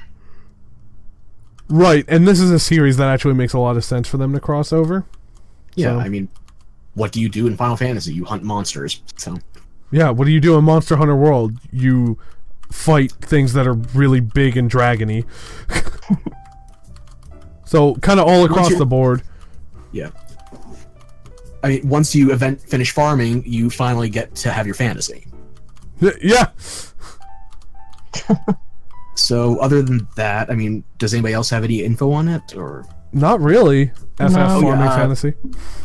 Cactuars, that's right. They teased Cactuars, so we might be getting a skin for the Palicos. Oh, that would be really cute. Yeah. After that, Dragon they had... Quest. Was that Dragon next? Quest. Oh, yeah! And they have a special edition of it, the Edition of Lost Time, so I guess it's a collector's thing? Yes? Yeah, I'd assume so. I mean, there was, like, footage and stuff, but other than that, they just said September 2018, just like Tomb Raider. Yep. Which So is apparently that surprisingly Dragon soon. Quest 2 thing in the Walmart leak was just a placeholder. Yeah. Yeah. Also, it would have been 9 entries too late for it to be Dragon Quest 2, but that's beside the point. Well, I mean, yeah, there's always that. Let's see what else we got. The Awesome Adventures of Captain Spirit. We got another trailer, just some slight differences, no real new information. Yeah. And then there was the Final Fantasy mobile game, Brave Exodus. Oh, yeah. They're doing a Dragon Quest crossover. I stopped playing that. Didn't hold my attention. It's not bad or anything, but it's like, I could just go play a Final Fantasy game. There's literally not a reason. There were other things that, like, I was more interested in, but for what it is, it's actually pretty good. Oh yeah, no, it is well designed. I just feel as a Final Fantasy fan and fan of RPGs in general, I don't see why I would play Brave Exvius when I could just sit and play an RPG. Yeah. Like, just because it's well designed doesn't mean I think it's a good idea, and vice versa. Just because it's not a great idea doesn't mean I don't think, I respect its design. Mm-hmm. Okay, after that, they had The Quiet Man, which we were hoping would be full motion video, like Tex Murphy, but apparently that was just for the trailer. Yeah. It's going to be like a full 3D render type deal, unfortunately. Yeah. Okay. And apparently the reason it's called The Quiet Man is because the main character is deaf. Oh! That's interesting. Like, I didn't realize it the first time I watched it, but the way he was tapping his ear, that's a kind of thing where it's like, I can't hear you. Right. Okay. By the way, can I just say how funny I think it is that in this day and age, we get excited over FMV because tech has come so far. Yeah, I love FMV. But I mean, like, old FMV was so hard to play. There's FMV games for the Sega CD that I will legitimately defend, not just, like, as a meme, but they were really tough to play. They were really, Night like... Trap. Hello. Well, yeah, it was a fucking nightmare. But, you know, even games like Mansion of Hidden Souls were actually really interesting little games, but they were really difficult to fucking play because moving screens took like an hour. What you could see was pretty blurry. You know, it wasn't a kind format to develop. But that doesn't mean they were all terrible. But now we've gotten to the point where, like, this is one game that my friend and I were playing on Steam called Contradiction, and it is a murder mystery. And it was really, really well done. And it's all FMV. that sounds so familiar, but I can't place it. It's set in England. It's really, really fun, in my opinion. I liked it a lot. I love murder mysteries, and it was really exciting. Like I didn't finish it though. Like, is that the one where only the main character's hamming it up and everybody's just playing it straight? Yes, that's exactly what it is. It is great. He said, like, you'll be questioning something. It's like, tell me more about this thing that happened on this night. And the guy's like, well, I was out, and this fucking guy came up to me, and it's like normal. The guy's like, now what about your colleague? Dude, like, are you okay? Do you think there's a camera behind you? Because there is, but still. He OD'd on Phoenix Wright. Yeah. But and honestly, like, even for it being a little hammy and on the nose, his acting's not bad. It's just funny because it's on the nose. Yeah. But yeah, no, I had a lot of fun with that game and I recommend it. So what's next for Square Enix? Did we talk about Babylon's Fall already, or was that in the pre-show? That was the pre-show. It's just PS4 Steam 2019. Didn't really have much. It's Platinum Games though, so Yeah. True. we really know nothing other than the developer. Yeah. Oh, after that. And more Automata port again, or Yeah. We had an Octopath Traveler update. Ooh, gimme! A release date. I know. Oh wait, did you see it? Yeah, but okay, so here's where I wanted to say something that I was confused. I'm pretty sure the release date was known already. Was it? Amazon has a release date for like months now. Oh. Yeah, because and I'm double I got curious. excited for nothing then. Wait. Let me open up the old web browser. Because okay, they said July 13th. Let's see. I just assumed that was the information. It does say July 13th. Now, why did I set an alarm for like tomorrow? because we're not going to finish tonight. No. I mean, I set an alarm for Octopath Traveler at 6:30 tonight. Wait. Maybe you meant to set it for July, but you set it for June. That has to be it because it is currently the 14th. Yeah, that has to be it. Did I pre-order this yet? I need to fucking pre-order this. Oh, and then they had a montage for Just Cause 4, and it used a lot of dubstep. I but don't hate Just Cause, but I think Just Cause can get away with that. If you say so. yeah, just make sure the Scorpion has a really good grappling hook. I'm sold. Yeah. And I know what you said. I'm okay with it. Oh my god, one of the Amazon questions. Is Octopath physical? So I guess they meant physical release. Someone said, yeah, you might want to stretch beforehand. Chris, was this you?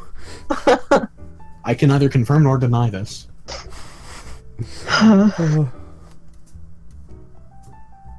Oh god. Who has time to actually answer Amazon questions? Some people, apparently. Apparently. By the way, I Chris... always wanted go to, ahead. like, spend, like, an hour and just give, like, just go from question to question. Yeah. Ridiculous answers. So Chris, have you played Octopath yet? I have not. No, I've only seen it. Oh, dude, it's so I played good. the demo. I forget, do you have a Switch? I do not have a Switch yet. You don't. Do you have anybody who would be willing to let you play theirs? That is a good question. Actually, no, you know what? After this, Tay, are you coming over next week? Yes. Chris, Wait. do you... What? Maybe. Okay, Chris, do you want to hang out next week and play the demo? Yeah, sure. Taylor, I'm sorry I might steal your boyfriend for a couple days. You're invited Cool. if you come hang out with us, but if not, I ain't stopping. Oh man, the fucking Wayfarers edition is sold out. I mean, I probably didn't have the money for it anyway. It has a pop-up book, 2-side cloth map of the fucking game world. Oh, Oh, that's cool, but at least it's nothing like. Yeah, I mean, it's not a big deal. I'm sending you guys a link though because it is fucking gorgeous. They do it in like a fucking book and everything. I'll check that out. Yeah, it's really beautiful. But I'm gonna pre-order the regular one now then. And I think the last thing we have for Square Enix is Kingdom Hearts. Yeah. Not. I mean, it had a lot of Frozen stuff in it, which I'm like neutral on. Maybe that was still happening to their sound effects. They got frozen. Yeah. Good one. Fuck. Dude, did you guys hear the mic get left on during Ubisoft? I missed it. Chris, did you hear it? No, I think only you did. I didn't hear it. It was really funny. Like I'm not blaming the host. I'm blaming whoever was, the sound person. But the host and the hostess that were on walked off stage. They're like, "Thanks everybody. Have a great E3." And then all of a sudden you hear at the same girl's voice at the same volume that like her mic was at, everything. It was definitely her mic. I just heard her go, "Eve, we nailed it." And I'm like, "Oh, you want to shut that off? Oh, you're lucky she said something nice." Yeah. Oh, that could have been so much worse. Oh god. Like, and it was fine because she was being like super positive, but what if she was like, "God, I fucking hate these conferences." Could you imagine if it was the dude in the Evil Knievel costume that still had a hot mic? Oh my god. Which, by the way, I am excited for Trials. We're jumping around a bit, though. I mean, do we have anything for Kingdom Hearts before we do Ubi? We can save that for Sony, like we saved some stuff for Square Enix. Sorry, I forgot Ubisoft was, like, after all this. That's my bad. No worries. So, Kingdom Hearts, put a pin in it, and now we go to Ubisoft, where the village people started marching out furries for Just Dance 2019. Which, by the way, I don't know if you heard about this, Chris. They're releasing a new Just Dance for the Wii. Not the Wii U. Wii, yeah. Yeah. Like, My mom and sister still have theirs hooked up. Oh, that's right. You did tell us that the other day. but like I understand. Yeah, there's people who still use them, but like, I don't know. That just doesn't seem like a good financial decision. I don't know. It's weird because, like, it depends on if it's... Yeah, it's weird. It depends on if it's worth it for them to print the physical media. Because I can't imagine it was that hard to code. Yeah, like, most of Nintendo's digital services have actually been shut down on the Wii. I'm not even sure they could do an eShop release if they wanted to, so it has to be physical. Yeah. No, they did officially shut down the Wii shop. You're right. Oh, Resident Evil 2 has a pre-order page. Oh, finally. On Amazon. Is there a special edition? Boy, God damn it, there is. Damn it, Taylor. What does it come with? Oh, let's fucking find out. And how much is it? Well, this is the thing. I don't know what it's gonna have because it's only $70. Oh. My guess would probably be a steelbook and a soundtrack. Yeah. Or just something in And game. what else could you pack into a remake? Wait, can for $10, I don't want anything else but Rebecca to have a the basketball outfit. Yeah.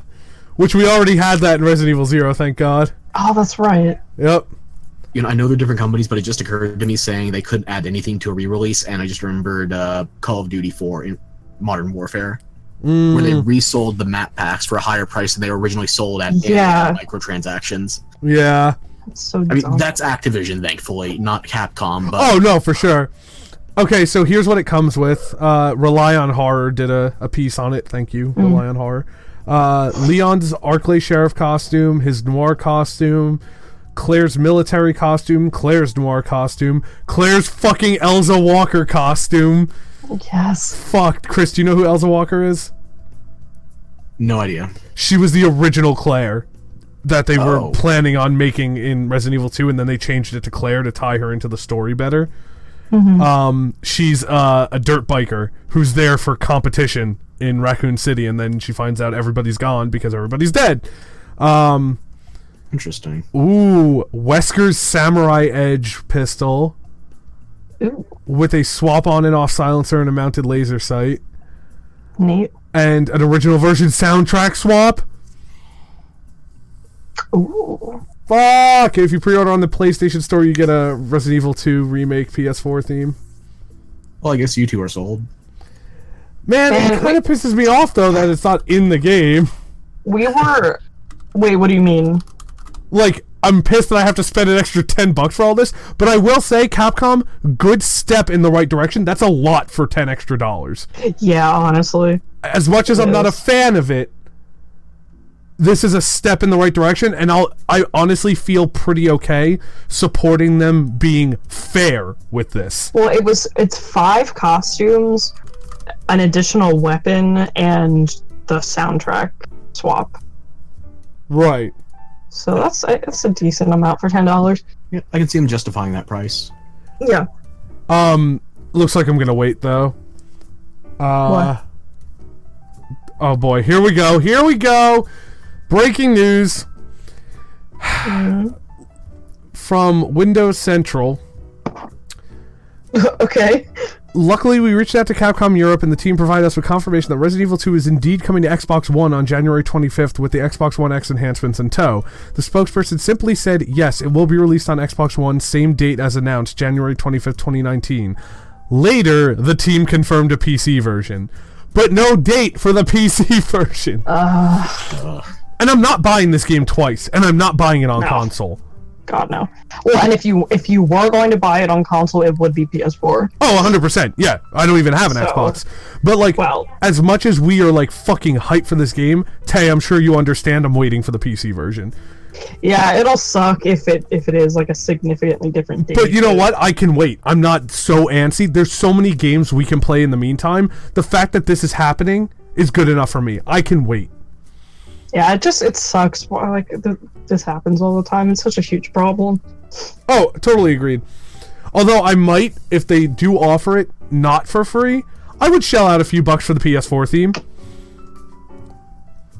Yeah, I mean, if they offer it outside of the... It pretties up my PlayStation. That's fine. If it's the digital-only, like, Deluxe Edition theme, they usually don't resell those later down the line, but...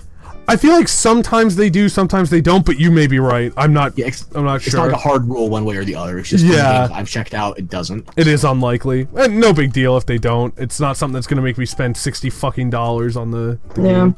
Alright, so... for the damn thing, so... What's yeah, honestly. So after the Just Dance 2019 thing... Yes. We have Beyond Good and Evil with the official Jade reveal trailer. And this confuses me because it's supposed to be a prequel. Don't tell much on that because I haven't played the original and I want to. Okay, I'm not going to spoil anything, I'm just going to tell you this. Jade shouldn't be in the prequel? In the trailer, they basically make her this heavy hitter at the head of an army on an alien ship. Okay. And wasn't the whole point that in the first game she was just like a photojournalist who was trying to figure some shit out? Yeah, I don't know how they're going to rewrite her character to make this make sense as a prequel. Like, is it titled just Beyond Good and Evil 2, or is there like a subtitle? I don't think there's a subtitle. They're doing the same thing as Mirror's Edge, where it's a spiritual successor and a reboot. Huh. Now, I've seen a couple pictures, but not many. Is she the one with the fro and the goggles, or is she the one with the straight black hair? Straight black hair. Okay. Green. Okay. Yeah. So because the girl with the afro is a new character then, right? Or is she also in the first game? Yeah, she's new. The monkey's new. The pig is an old character. The pig I know is an old character. The cast looks really interesting though. I love their character design. Yeah, I wasn't a big Beyond Good and Evil person, but I still own my copy. It's not a bad game. Okay. Just they did a remaster for PlayStation, right? I think they did. I don't remember. Tay, you want to play it soon? If it exists, yeah. Well, I mean, we could play it on the PS2 as well. Oh yeah. And also, then they announced there's an art contest of some description for Beyond Good and Yeah, Evil, I think we and should they cover brought up that. Joseph Gordon-Levitt for some reason to announce it. Wait, really? I yeah, it's had like- something on that. Yeah, I want Taylor to say something because she sent a link that I don't know if you saw, Chris. You might have. No, I think I didn't send it in the chat. Okay, so go on. Group chat. Scroll. All I see in the chat is this blurry Ultra HD 4K logo. Hell yeah, you do. Okay, this is just the I'm not gonna lie, I didn't read the article, I just saw the title. Okay. It says it's Beyond Good and Evil 2's plan to crowdsource art from fans prompts backlash. So I guess Yeah, it's like they have a bunch of billboard spaces in the game that are left bare and open in the trailers, but they're saying you could have your stuff here too. And then Joseph Gordon-Levitt got clapped back because he's been talking about how he wants indie artists to always get paid for their work. Oh, there's an ant on my desk. It's just been exposure. What? sorry. There's an ant on my desk. God, they're spreading. So, Oh, so like they're not gonna pay you? Not from what I've learned. Now that's fucked up. that's fucked up, and also I'm sure they'll say like, I'm not trying to throw them under the bus, but Right. exposure, that doesn't do anything. Yeah, Right. They're treating it like a contest, and your prize is being in the game. And Yeah. for one thing, I will kind of say it's better resume work than most quote exposure. Oh yeah. That's a worse argument when you're like, oh hey, I want you to like help my tech startup by making us a logo. It'll get you exposure. No one gives a shit about your cloud storage company, bro. But like a critically acclaimed video game that like millions of people are gonna play, you can make a better case. But I still think they should be paid. I'm just playing devil's advocate a little bit to stay logical. I mean, you can put that, oh, my art was chosen for a multi-million-dollar title on your resume. That's pretty solid, but it also doesn't pay your fucking rent until it gets you hired. Yeah. So I side with the artists on this one. I know a lot of fucking artists, and they all have gotten the shit end of the stick at some point where somebody said, oh, hey, we can just pay you in letting you work for us. So that's fucking really all we horseshit. have for Beyond Good and Evil 2 right now. Right. But other than that, the game looks like it's going to be pretty cool from what little I know. People have been begging for it for years too. Oh, absolutely. And there was a lot of like rumors about it and confirmations that were kind of like talked about but not totally solid. I think. What's next? Next up, we have Rainbow Six Siege. It still exists, and apparently they have 35 million registered users. Now, I don't know much about a lot of the Rainbow Six titles that have been coming out, or a lot of the Clancy titles, but from what I hear, Siege, actually, I watched gameplay of, and I'm not gonna lie, it looked fucking fun. It looked like a cool alternative on the Counter-Strike formula, not a clone, a true, like, original concept. I don't think they do anything that crazy with their microtransactions, but please correct me if I'm wrong. I have no insight to offer on 6 in particular. As far as the Tom Clancy games go, if it didn't have a single-player story, I didn't play it. That's valid. And even then, I still don't think Tom Clancy would endorse half of them. yeah.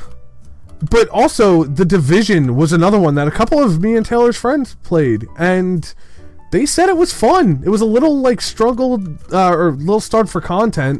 Sorry, fucking words. But what was there was good, and it was worth playing. So, it's kind of neat to see those still exist, because I also think the MMO shooter formula is a good idea that is starved for content. Because Destiny is a shit series. I'm sorry. Like, people were so passionate about it, and really were trying their best to, like, support it. And they were getting dicked around, they were getting, like, the shit end of the stick, and from what I saw, there's not much to the fucking game. No, there's nothing good to it, and the only good thing they had left in it was Nathan Fillion's performance, and they killed him for the DLC. Right, and I think the idea of an MMO shooter is an awesome idea. Shooters aren't combined with other things often enough. Borderlands proved that a shooter RPG is a great idea.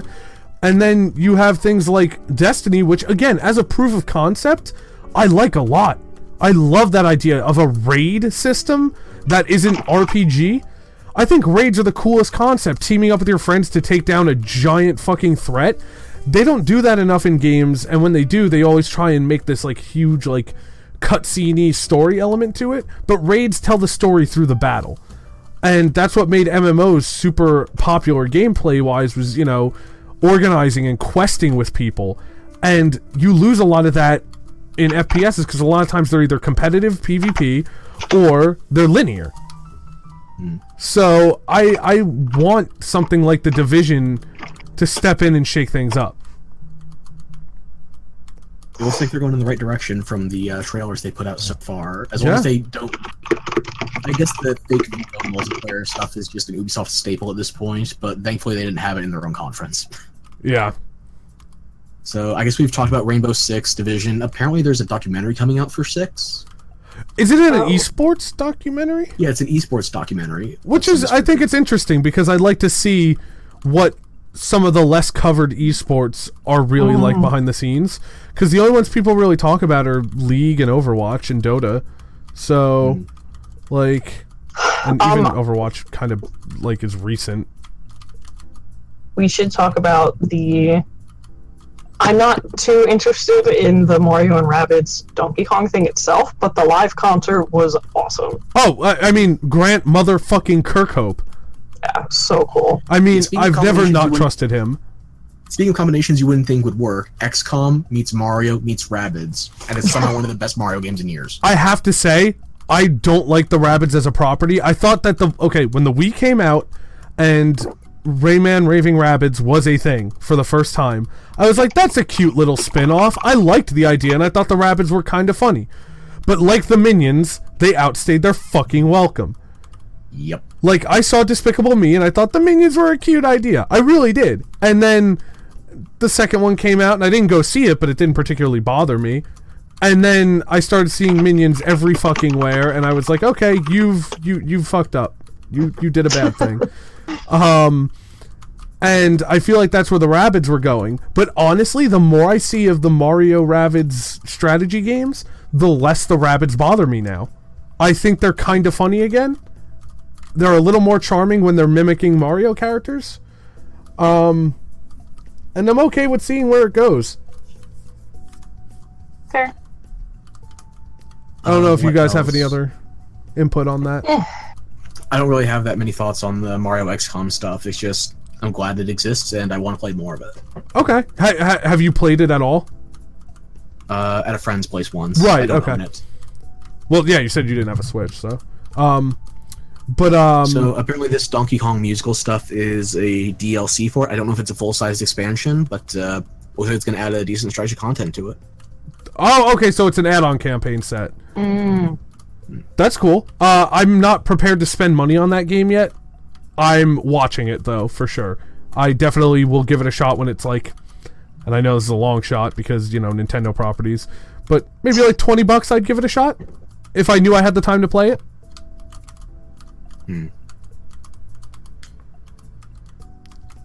Let's see. There was the Trials Rising thing, Crash Against Style, where they had the dude in the Evel Knievel costume come up and crush the podium. Which I thought was pretty funny. They could have executed it a little better. It seemed a little too staged. Yeah. But it was fucking funny. You kind of can't go wrong with something like that. Who doesn't like a good pratfall? Exactly. Let's see. Did you They play also- any of the Trials games, either of you? I have a few times. I think the only one I have is Fusion. I could be wrong. They are fucking phenomenal. Not really my thing, but more power to you. Yeah. Or at least they were phenomenal when I trusted like Ubisoft more as a developer. So I don't know much about like the practices as of late. But it was always a series I thought was really, really fun. Especially in a group setting when you watch, like, when you're egging a friend on as he's trying this level that he's been stuck on for 30 minutes. It's a fucking blast. I think you would enjoy it in that context, Chris. Like, watching a friend get frustrated over it. There's nothing like it. Maybe. Yeah, maybe worth giving it a shot again. Also, they somehow fit an Eminem reference in there. Wait, they did? Yeah, it's like they were talking about one of the people, I think it was the guy who crushed the podium, they called him Fat Shady. Oh, that's his name. That's like his online persona. I kind of gathered that. I don't know who he is, but his name is like Professor Fat Shady, and he's apparently like a prominent like guy that does videos and stuff about trials. Whether official or not, I don't know. But apparently I was completely off base with that one. Hey, it was a good guess though. Let's see, we covered Division, Rabbids. After that we have Skull and Bones, and also I need to steal some screenshots from this one. Because when you have a game at E3 with the tagline, Long Live Piracy, you have to steal that fucking line. Yep.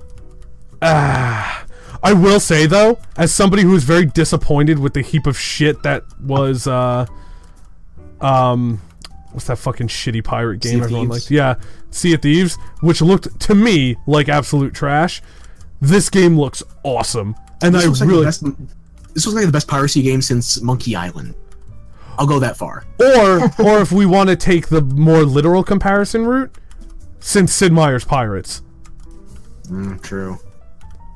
Yeah, and just the amount of ship customization, the idea of stealthing with different colored and patterned sails, all these different roles you have to fulfill on the ship, the idea that you can call in actual backup. And here's where we go from here. It's your move, guys. DLC, microtransactions, don't ruin this. I will not spend a dime on this fucking game, no matter how cool it looks, until I am sure they're not gonna fucking try and open my wallet and fist it for all it's fucking worth. Yeah. I'm just not doing it. I don't trust it, but at the same point, I don't either. The best game Ubisoft showed. Dude, that's how I feel about Anthem. It looks like it's gonna be incredible. I don't trust it 1 second of it. No, not at all. Then Elijah Wood came out and oh yeah, apparently Elijah Wood owns a fucking like game dev he makes company. horror movies now. I am this is one of their first forays into gaming, but they make horror movies. I'm so excited for this. Like, holy shit. It looks like a really neat fucking game, especially if you're into that whole like sci-fi mind meld thing. Well, and he said that like he wants to like bridge the gap between like films and video games. Yeah, but I've been hearing that. Talent. Well, that too. But I've been hearing that fucking spiel for a decade now.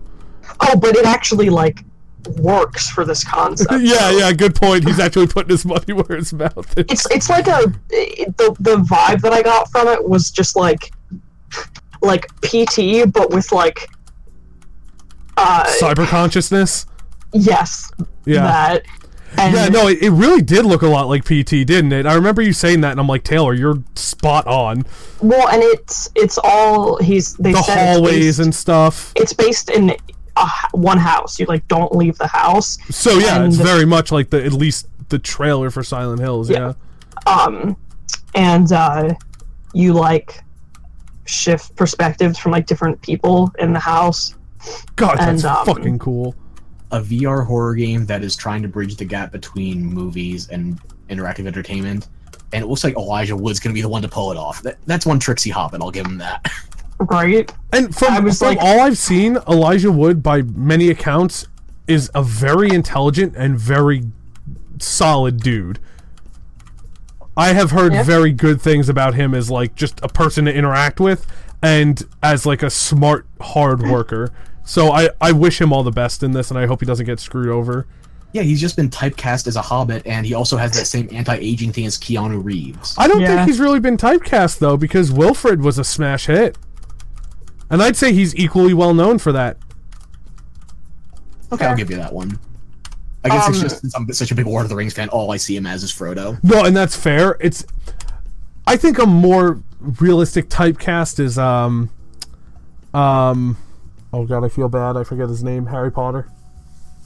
Daniel Radcliffe. Daniel Radcliffe. He's really, really talented, but I feel bad because everyone's just like, oh, Harry Potter showed his dick in Equus. Like, yeah, I get it, but like, he was really trying to act there. Like, yeah. But I feel like Elijah Wood doesn't necessarily go through the same ringer. And it's. I think one of the things that I quoted for that they said about the story, it's about like escaping like a corrupted, their like corrupted minds, and that it's like psychological thriller film, but a video game. Yeah. And it has the. Hold on, you're roboting. nope.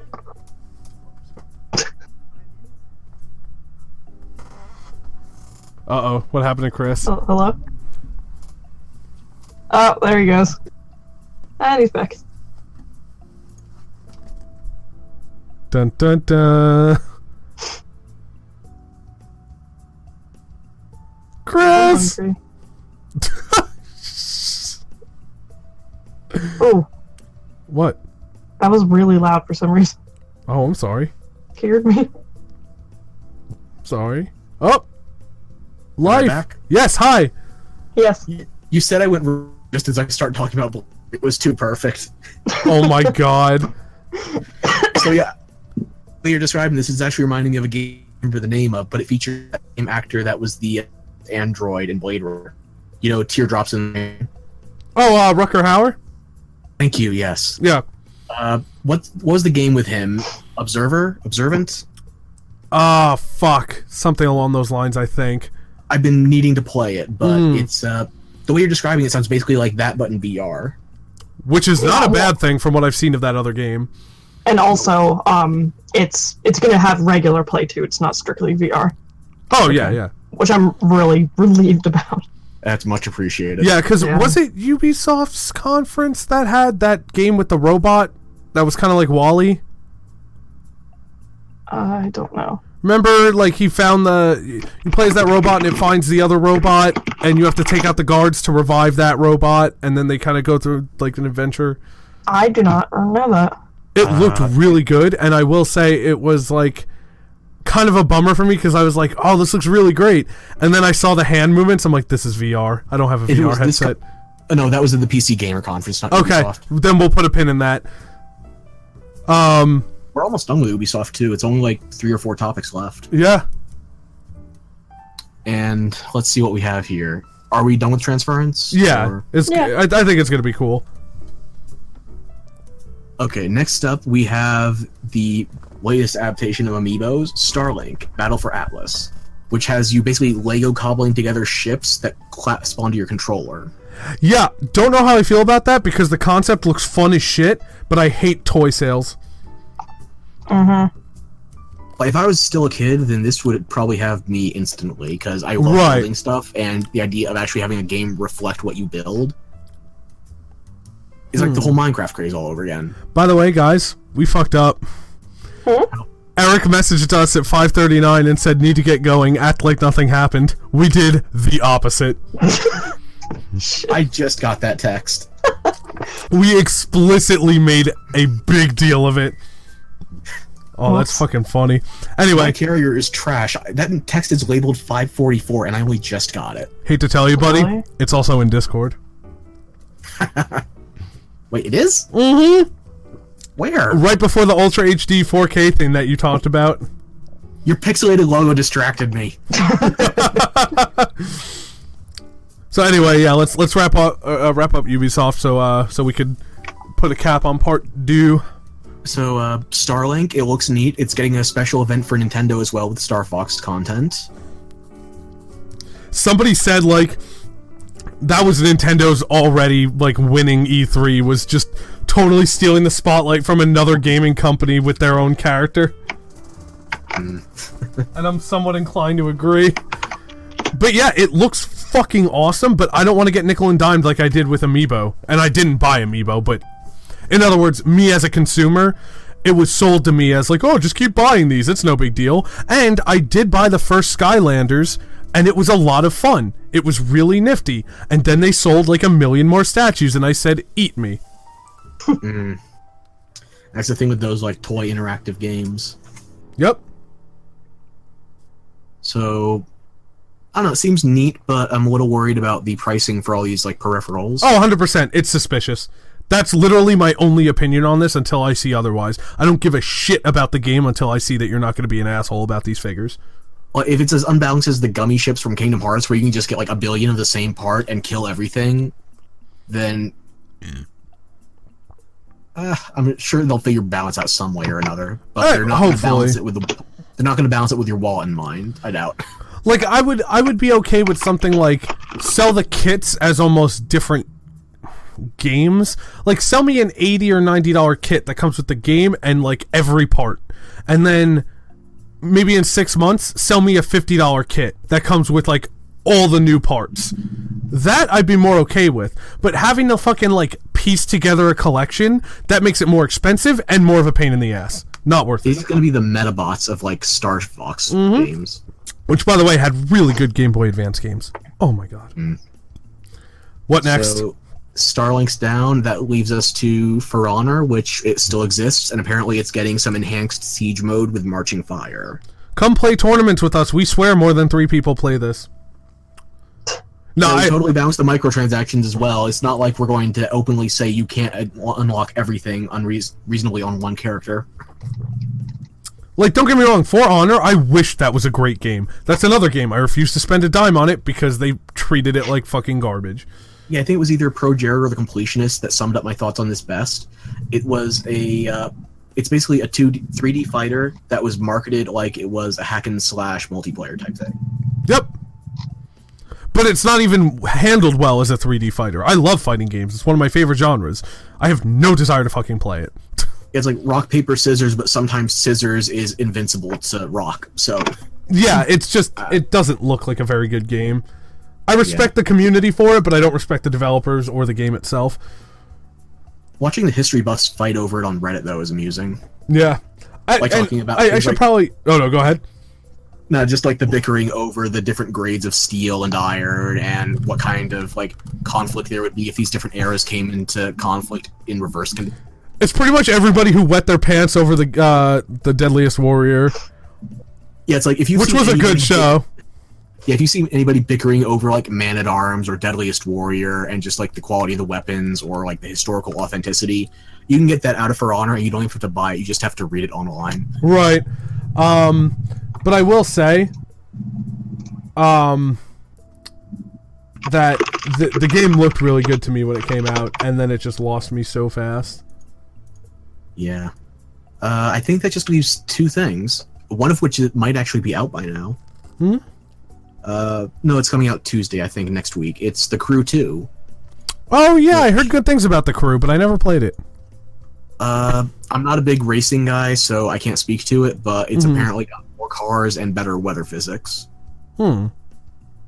So if you're into racing, then this is probably the one to jump onto. I've actually just gotten into racing in the past couple years. I played arcade racers growing up, didn't really like think much of it, but now as an adult, I'm like, wait, no, this is pretty cool. I've been missing out. I'm not even into Mario Kart. The only racing game I had that I was really into was actually my sister's game. I think it was called Revolt.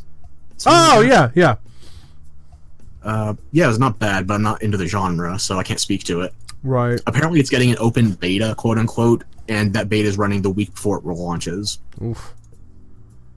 Oh, that's So- right. Taylor and I were like, I literally said this to her, and she said, I was hoping you said that. I was like, why the fuck would you put a beta out a week before you release? Like, not like, oh, it's been out and it's still up a week before release. No, they are launching a beta a week before. What's the point?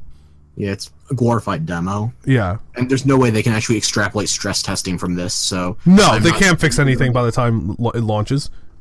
Yeah, especially for an Ubisoft game, day one, open beta this late. It's I'm not expecting it to work, but then again, I'm not expecting myself to buy it either. So. Yeah. And that just leaves us to the final piece in Ubisoft's conference, which was spoiled by a keychain of all things. Oh, yeah. I think I remember hearing about that. Assassin's Creed is going to Greece. In a world where the next BioWare game doesn't have romance options, Assassin's Creed does. I want to praise them for one big thing. If What they you got? stay off the microtransactions, because Assassin's Creed has always been a very honest series except for recently. If they stay away from that shit, this is the first Assassin's Creed game that looks interesting to me since the second one. And it doesn't seem to have a reliance on the modern day story. I hate that. I would play every Assassin's Creed game right now if it weren't for forcing me to give a shit about the modern day dude in the computer. I don't care. I just don't. I was so glad when Desmond died at 3, and you shouldn't be happy that the main character is dead. And just Didn't even know that was a thing. Yeah, 3 was the only Assassin's Creed game I ever got the collector's edition for, and it was not my favorite, but they killed Desmond, and I'm grateful. So there's less and less of actually figuring out how you get into the Animus, and there's less of you getting out of it as well over time. I'm not even sure in Origins if you have the in and out sequence. I haven't got Origins yet. By the way, protagonist, she seems awesome. I'm back. Who are we talking about? The protagonist for Assassin's Creed. Yeah, you can choose one or the other protagonist. I think it's... Yeah. I don't remember the dude's name, but the chick was Cassandra. I like Cassandra. Alexios. Oh, it was? Okay. Alex, okay. I like her a lot. Can we talk about Socrates? Yo, my boy, telling it like it is. I'm actually really excited for like the philosophy aspect. Yeah. Fingers crossed that Socrates becomes the new Da Vinci. I know that's a high order. No, but I think that's what they're gonna do. I was actually just thinking that. And I think he'll be very interesting in his own way. I don't know if you guys already talked about this or not, but it's funny, the Twitch chat during like this whole entire announcement, it was like, oh, Assassin's Creed God of War edition, like make all these jokes about how, because it's like right, all that, there's like aspects that line up with like the older God of War games, and it's funny because like even besides that, I was thinking personally to myself, like it does seem like it's gonna feel more like a God of War game because it seems to be way more heavy on the combat stuff. But I like the way that they're doing it because I didn't recognize it at first as Assassin's Creed.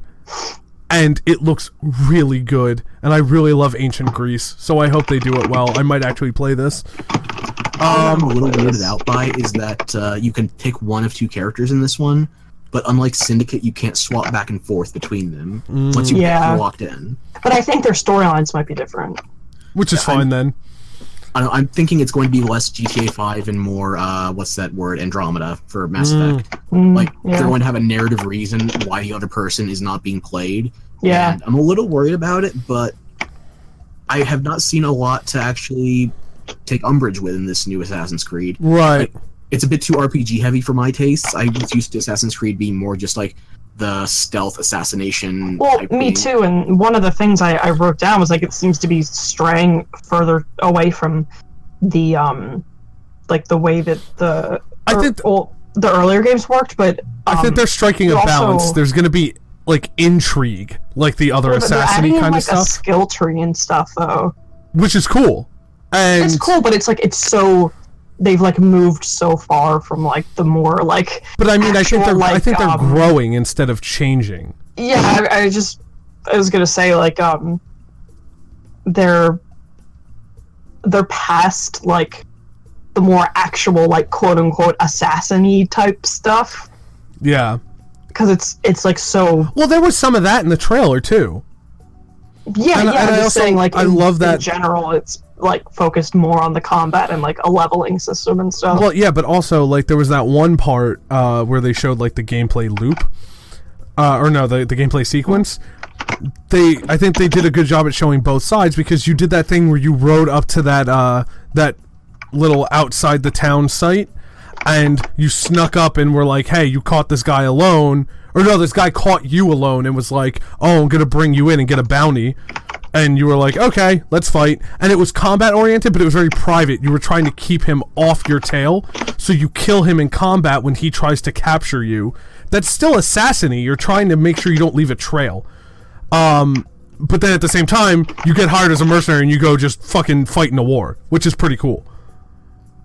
Right. So I think they're balancing it a little better. You're right. You're 100% right, Taylor. But I think it's a little more sophisticated in how they're balancing it. But we'll have to play it and see. Go ahead. I'm a little interested in how they're going to handle the mythological elements. I mean, you brought up God of War earlier, and the thing with Origins was they kept talking about they wanted to make an authentic experience for the Egyptian story, and then they revealed there were some cracks in that story when they did the tourism mode. Like, we changed the art on these select bits of pottery to reflect yeah. our world rather than the actual historical thing. And now they're doing Greece. It's like, hang on, during this point in Greece, those statues should be painted. They only faded to become white marble because of years of inattentive occupants. Yeah, and when you're going for like accurate historical fiction, yeah, it's fiction. You can do whatever you want, but then don't tout it as accurate. You know what I mean? It wouldn't be a big deal to make it like that, but then don't lie about it. Like, yeah, and the reason I'm even more concerned with that is because they're keeping the RPG elements from Origins, and Origins had a bunch of mythological elements to it. So I'm worried if they're going to be trampling. They're going to force the magic-y god and goddess route into it. A little Greek pantheon here or there, especially knowing Assassin's Creed with their ancient ones. Yeah. Like, they're probably going to try and write in somehow that one of, like, Icarus was one of the ancient ones that descended with a piece of Eden. Yeah, that'll be intercepted stupid. by the Order and the Templars, so. But we'll see. Yeah, I mean, it's like Shadow of the Tomb Raider. It's still up in the air whether or not we get those fantastical elements. I'm just a little worried about it. Right. All right, well, I think this is a good point to cut for part 3. We've been going on for a while, and we only have 3 conferences left. So. Yeah? So we'll probably wrap this up tomorrow, but we'll figure it out. I will see you guys later. Yeah, thanks for joining us, and have a good one.